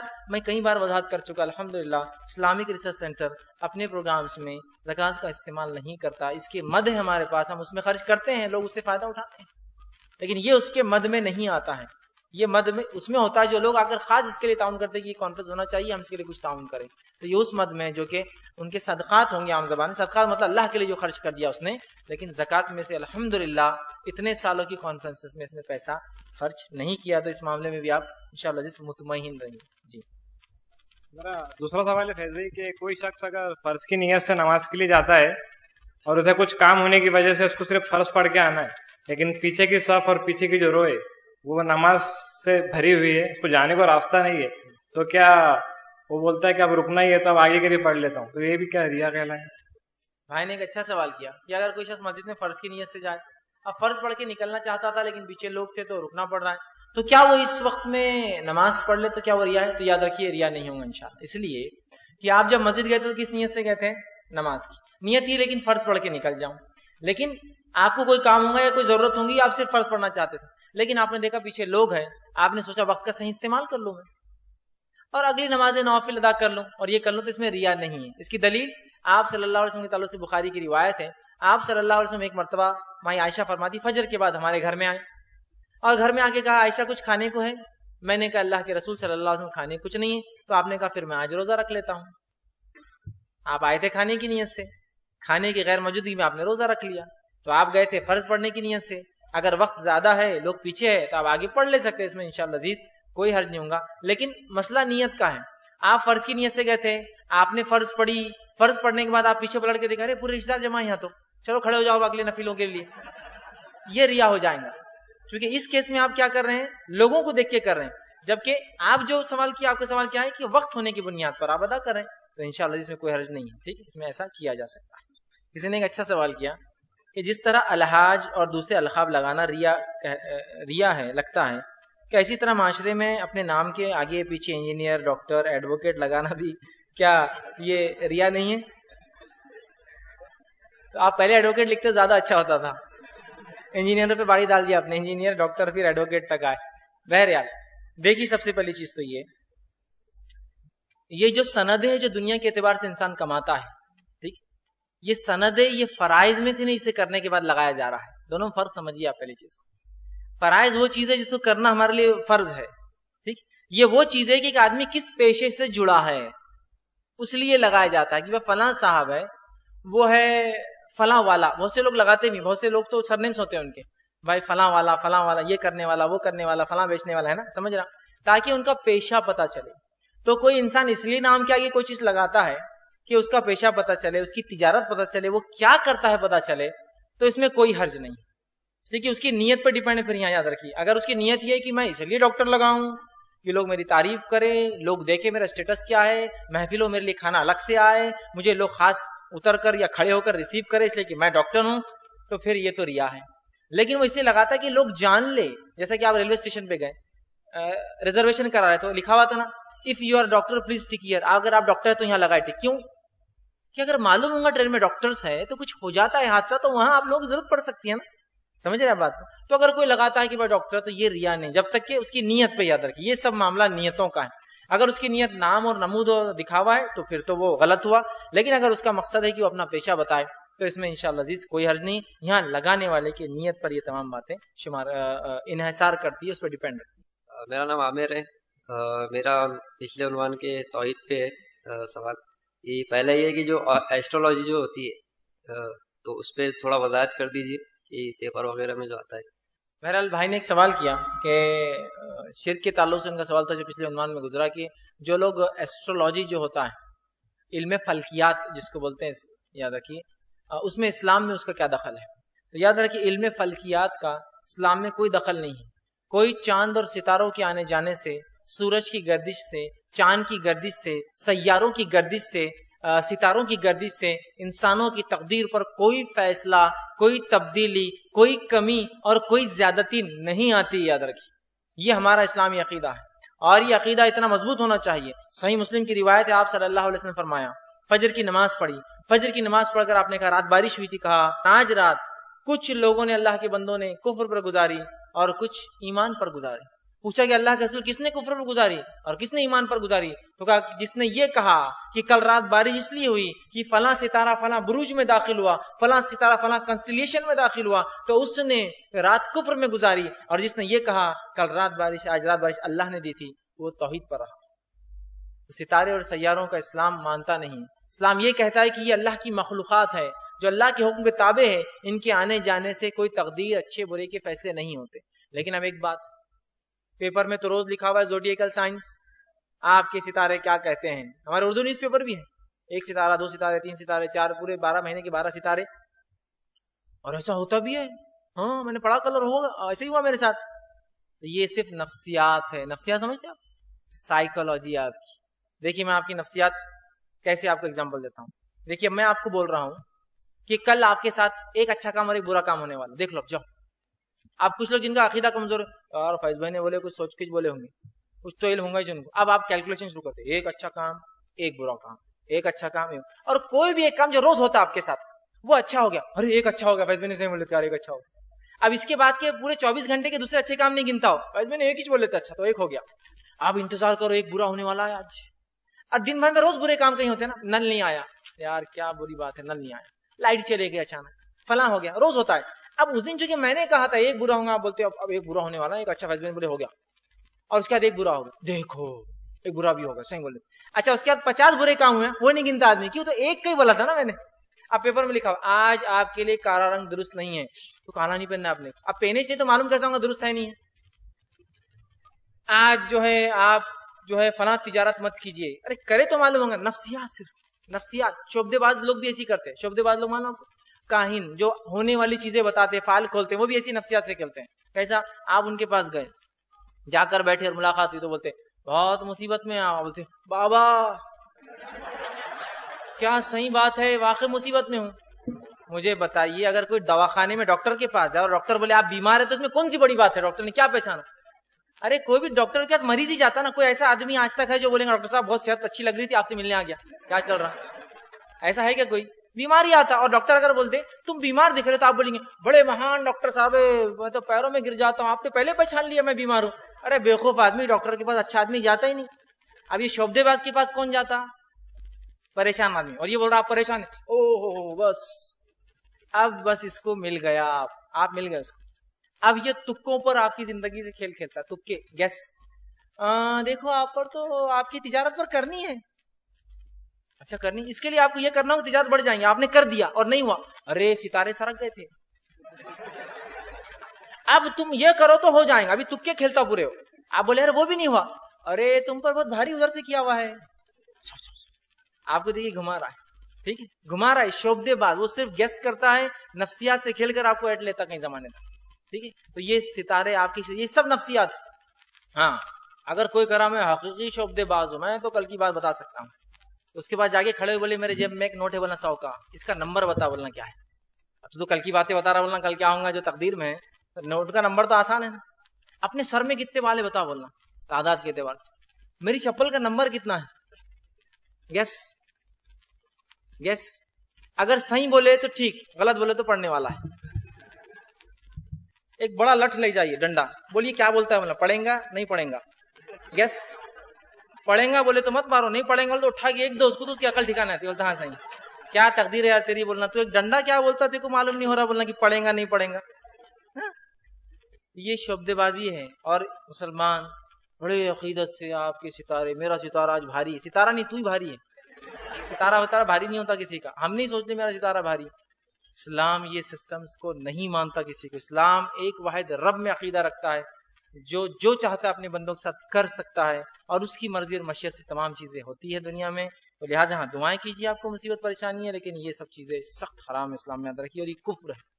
کوئی شخص جو اعمال تو اچھے کر لے لیکن اس کی نیت کا طریقہ غلط ہو، مثلا کوئی نماز پڑھے لیکن نیت کا طریقہ سنت سے ثابت نہ ہو، بلکہ وہ میڈ ان انڈیا والا طریقہ ہو، تو کیا یہ ایسے اعمال قبول ہوں گے؟ دیکھیے سب سے پہلی چیز تو یہ کہ کسی بھی عمل کے لیے نیت کا ہونا ضروری ہے، اور نیت دل کے ارادے کو کہتے ہیں، ٹھیک ہے۔ اب ارادہ وہ عرب ہوں گا تو اس کے دل میں وہ خیالات عربی میں آئیں گے، ہندوستانی ہوں گا تو اردو میں آئیں گے اور تمام چیزیں. لیکن جو ہے اس سے کوئی فرق نہیں پڑتا. نیت اصل دل کا ارادہ ہے، دل میں آپ نیت کر لیں انشاءاللہ عزیز یہ کافی ہو جائیں گا. اب رہا معاملہ کہ وہ کون سی زبان میں دل میں کیا رہتا ہے، یا ہندوستان میں لوگ کچھ اور طریقے سے وہ سوچ رہے ہیں، لیکن نیت دل کا ارادہ ہے اور اتنا آپ کا دل میں درست نیت ہے تو انشاءاللہ عزیز یہ کافی ہوگا. السلام علیکم. میرا سوال یہ ہے فیض بھائی، اب کوئی چیز بولتے بتا کے دینا، ڈونیشن دے رہے 10 جگہ بیٹھے اپن بتا کے دیے تو اس کا وہ کیا رہے گا؟ ڈونیشن کون سا بھی دین کا کام جو ہے. ایک بھائی نے ایک سوال کیا کہ اب جیسا میں نے کہا کہ دکھاوا نہیں کرنا چاہیے، تو کچھ جگہ لوگ کہتے ہیں کہ بھائی دکھا کے بھی دینا چاہیے یا بتانا بھی ضروری ہے. تو اس میں دو شکلیں ہیں. پہلی چیز، اگر آپ ایسے سماج میں رہتے ہیں، ایسے سوسائٹی میں رہتے ہیں جہاں کوئی آدمی صدقات اور خیرات نہیں کرتا ہے، اور آپ یہ چاہتے ہیں کہ لوگ صدقات و خیرات کرے، کوئی نہیں تو میرے خاندان والے تو کم از کم کرے، جس کے لیے خالص نیت کر کے کہ اللہ میں یہ عمل تیرے لیے کر رہا ہوں، لیکن میں چاہتا ہوں اور لوگ بھی اس کام میں آگے بڑھیں اور میں بتا کر صدقہ دیتا ہوں. چونکہ کوئی نہیں دے رہا ہے سماج میں، کوئی نہیں دے رہا ہے، تو میں کیا کر رہا ہوں، سب کو جوش دلانے کے لیے، جذبہ دلانے کے لیے بتا کر دیتا ہوں. تو انشاءاللہ عزیز یہ بتا کے دینے کا بھی ثواب ہے، اس لیے کہ یہاں نیت کیا تھی کہ لوگ چل پڑے. اس کے لیے دلیل یہ ہے، صحیح مسلم کی روایت ہے، آپ صلی اللہ علیہ وسلم کے تعلق سے آتا ہے، صحابہ موجود تھے، آپ نے اعلان کیا اور کہا کہ فلاں اسلامی کام کے لیے جو پیسے کی ضرورت ہے تعاون دو. حدیث میں آتا ہے آپ نے اپنا کپڑا اٹھا اور کہا کون ہے جو میرے پاس ڈالے گا؟ صحابہ میں سے کوئی بھی آگے نہیں بڑھا. ایک اعرابی بدو تھا، اجنبی کہیں سے تو بھی آیا تھا، جب سنا اللہ کے رسول اپیل کر رہے ہیں آگے گیا، اور چاندی کا ایک روایت میں الفاظ ہے اور ایک میں کھجور تھے اس کے پاس. چاندی تھوڑی سی چاندی تھی، کچھ چاندی بولے تو اس زمانے میں چھوٹا سکہ ہوتا تھا، مطلب وہ درہم کہلاتا تھا، اور دینار سونے کا بڑا سکہ ہوتا تھا. یاد رکھیں اس نے لا کے تھوڑی سی چاندی رکھ دی. جب چاندی رکھی تو صحابہ کو جوش آ گیا کہ ارے ایک اجنبی اور اعرابی آ کر پیسہ دے رہا، رسول اللہ مانگ رہے، اور ہم پیچھے تھے. لیکن صحابہ اس لیے پیچھے نہیں تھے کہ ان کو دینا نہیں ہے، صحابہ اس لیے پیچھے تھے کہ وہ اندازہ لگا رہے تھے کیا دوں کہیں چھوٹا نہ پڑ جائے، کیا دوں کہیں چھوٹا نہ پڑ جائے. لیکن وہ شخص بنا شرم کے آگے آیا اور دے دیا. اور جب لوگ ٹوٹ پڑے پھر دینے کے ٹوٹ پڑے تو حدیث میں الفاظ ایک چاندی کا ڈھیر لگے رسول اللہ کے سامنے. پھر آپ نے کہا اگر کوئی ایسے اچھی سنت طریقے کی ایجاد کرتا ہے اور لوگ اس کے پیچھے آتے ہیں تو جتنے لوگ اس کے پیچھے آئیں گے ان سب کا ثواب پہلے دینے والے کو ملیں گے. چونکہ کوئی آ رہا نہیں تھا نا آگے پیسے دینے، وہ عربی بڑا اور لا کے چاندی ڈال دی سامنے. اس کے چاندی ڈالتے صحابہ کو جوش آ گیا، سب نے ڈالا. تو کہا کوئی اچھے ایسے طریقے کی ایجاد کرے. تو اگر آپ کو لگتا ہے آپ کے سماج میں لوگ کوئی نہیں دے رہا ہے اور لوگ کیا کر رہے ہیں، چھپا چھپا کے اس پیسہ جمع کر رہے ہیں، اللہ کی راہ میں خرچ نہیں کرتے، آپ کے حلقے میں اپنے لوگوں میں آپ پہچانتے، تو وہاں ضرور بتا کے. دوسری چیز یہ ہوتی ہے کہ آپ کو بتا کر نہیں دینا ہے، آپ چھپا کر دے رہے ہیں. لیکن جس تنظیم کو دے رہے ہیں آپ اگر بند مٹھی دینے کا وہاں سسٹم کریں گے تو ہوگا کیا، اللہ نہ کرے اگر اس شخص کے جمع کرنے میں کچھ نیت میں برائی آ گئی اور حساب کتاب نہیں ہوا تو مشکل ہوں گی. جیسا کہ آپ صلی اللہ علیہ وسلم کے دور میں لوگ صحابہ بند مٹھی لاتے تھے، چونکہ بیت المال کا نظم نہیں تھا، آرگنائز بیت المال. یہ ابو بکر صدیق کے بعد سے آرگنائز بیت المال، حساب کتاب، اور حضرت عمر کے دور میں دواوین پورے ڈپارٹمنٹ بن گئے تھے اس کے. رسول اللہ کے دور میں تو آتا تھا لیا اور خرچ کر دیا، لیکن ابو بکر صدیق کے بعد عمر بن خطاب کے دور میں اتنا آرگنائز ٹریجری تھی کہ کس کی سالانہ کتنی زکاتیں معلوم ہوتا تھا. جب لاتا تو کیلکولیٹ حساب لگا، ہاں پچھلا اتنی دیا تھا فلاں ہے. اس سے یہ پتا چلا کہ کوئی ادارہ جو جمع کرتا ہے یا کوئی حکومت جو جمع کرتی ہے اس کو آپ کو شو کرنا ہی پڑے گا، اس کو نہیں چھپا سکتے آپ. ٹھیک ہے، رہا آپ کے نفلی صدقات تو آپ چھپا بھی دیجیے، کھل کے بھی دے سکتے ہیں، ایک الگ بات ہے. لیکن جب جو کسی تنظیم آرگنائزیشن کو دے رہے، یقین بنانے کے لیے کوئی پیسہ صحیح جگہ جائے، رسید چونکہ اس کی ایک پوتی جو اس کی ایک اہم چیز ہوتی ہے. کسی بھی تنظیم ادارے کی شروعات تو ایسی ہوتی ہے لوگ بند مٹھی دیتے ہیں، لیکن بعد میں اگر یہ سلسلہ جاری رہا تو بہرحال مشکل ہوتی ہے. لہٰذا اس کے لیے جو ہے رسید دینے میں انشاءاللہ کوئی نہیں، وہ دکھاوے میں شامل نہیں ہوں گے انشاءاللہ. کوئی مسجد یا مدرسے کا کام رہا تو ایسا ایک وہ رکھ کے اس کو پھر بعد میں اناؤنسمنٹ کرنا پڑتا، سمجھو انہیں اتنے دیے، تو اس کا ایک جذبہ وہ ہوتا ہے، وہ کیا ہے؟ بھائی نے سوال کیا کہ کوئی مسجد مدرسے کو دے تو کچھ لوگ اعلان کرتے ہیں اور اعلان کر کے بتاتے ہیں کہ فلاں صاحب نے فلاں دیا. تو میں وہی کہہ رہا ہوں، اگر دینے والے کی یہ نیت ہے کہ میرے بولنے سے کہ فلاں صاحب نے یہ دیا تو دوسرے صاحب بھی جوش میں ارے میرے بھائی نے اتنا دیا چلو لے، تو اس میں کوئی حرج نہیں. اس لیے کہ دینے والے کی نیت تھی لوگوں کو جوش میں لائے اور لوگ آگے بڑھے، کوئی حرج نہیں اس کے اندر. اور اگر وہ شخص بھی جو اس کے بولنے پر دے رہا ہے اعلان کے بعد، اس کی نیت میں بھی کوئی خرابی نہیں ہے، اس لیے کہ اس کو غیرت آ گئی پھر، اور اس نے اللہ کے لیے اگر وہ کام کیا انشاءاللہ تو اس کو بھی اجر ملے گا اور اس کو بھی اجر ملے گا اس کا. میرا سوال اخلاص کے تعلق سے ہے، جو ہم لوگ کا بھی آپ نے تقریر کی. کیا یہ ہمارا اخلاص نہیں ہوگا کہ ہم کسی ایسے شخص کی ہمت افزائی کریں جو عین وقت پر کسی کی جان بچائے جو ایک بڑا حادثہ ہونے سے بچا دے. بھائی نے بہرحال سوال کیا کہ اگر کوئی ایسا شخص ہو جس نے کسی کے لیے کسی کی جان بچائی یا کوئی بڑے حادثے سے کسی معاملے کو ٹال دیا تو کیا یہ اخلاص نہیں ہوا کہ اس کی جو ستائش کی جائے؟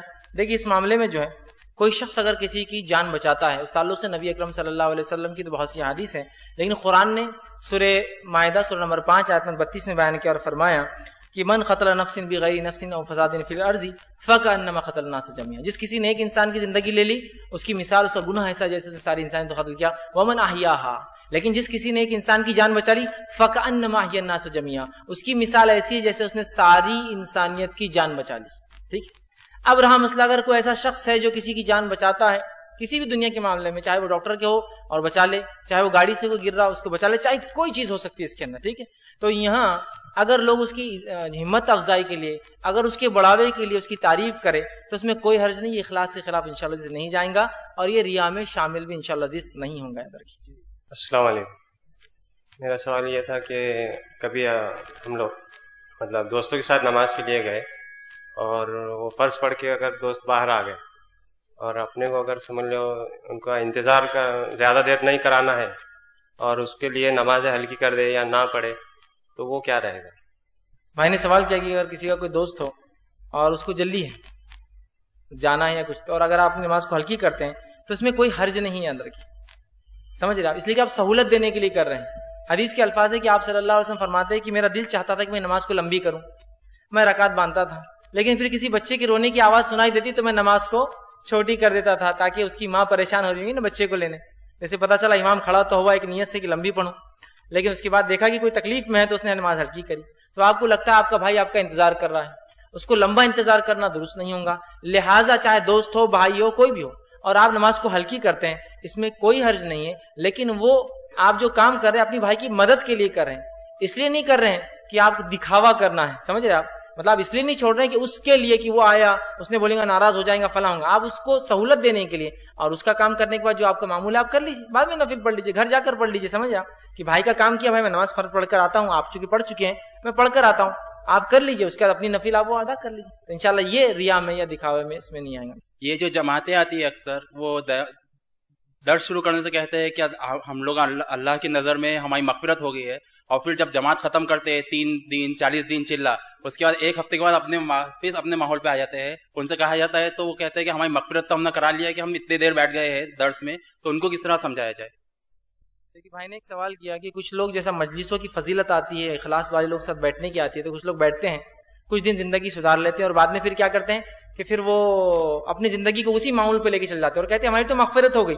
حدیث میں بالکل یہ معنی نہیں ہے کہ بس ایک بار مغفرت کرا لو تو ہو گیا. اگر اس بات کو مان لے کہ ہماری مغفرت ہو گئی ہے، ٹھیک ہے، تو لہٰذا اب تو اپنی مغفرت کو باقی رکھنے کے لیے اچھے عمل تو زندگی بھر کرنا پڑیں گے نا. کیا اس کا مطلب یہ ہے کہ مغفرت اب ہو گئی تو اب کچھ بھی کرو دنیا کے اندر، ہے نا؟ تو لہٰذا وہ لوگوں کی کم سمجھ ہے. تو کسی جماعت کو ہم کچھ لوگوں کے غلط اعمال سے بلیم نہیں کر سکتے، وہ ان لوگوں کی غلطی ہے، اس جماعت اور تنظیم کی غلطی نہیں مانی جائیں گی کہ لوگ وہاں جاتے ہیں کچھ دن رہتے اچھے اور بعد میں بدل جاتے ہیں، اور اپنے مفاد کی خاطر لوگ ہر جگہ جاتے ہیں اور اپنا مفاد لے کر نکل جاتے ہیں، پھر چاہے وہ کسی جماعت کا معاملہ ہو یا کسی تنظیم کا ہو کسی اس کا. تو ایسے لوگوں کو نہ دیکھتے ہوئے ہم اس بات کو یاد رکھیں جو انسان مستقل مزاج ہوتا ہے اگر وہ اس حدیث کو سمجھے کہ اللہ نے مغفرت کر دی تو وہ کوشش کریں گا ساری زندگی وہ اچھے عمل کرے تاکہ اگر اس کی وجہ سے مغفرت ہو گئی ہوں گی تو اس کو فائدہ ہو. دوسرا، کوئی یہ کہہ نہیں سکتا کہ میری مغفرت ہو گئی ہے. حدیث میں آ رہا ہے کہ اللہ کرتا ہے، اب اللہ کس کی کریں گے کب کریں گے واللہ اعلم. تو لہذا گمان کرنا درست نہیں ہے. امید کر سکتے ہیں ہم کہ اللہ نے ہو سکتا کی ہوں گی، اور اگر امید ہے تو پھر آپ قائم رہنے کی کوشش کیجیے ان چیزوں پر تاکہ پھر اللہ سبحانہ تعالیٰ جو ہمارے حق میں بہترین فیصلے کرے. وآخر دعوانا الحمد للہ رب العالمین. سبحان ربک رب العزۃ عما یصفون وسلام علی المرسلین والحمد للہ رب العالمین.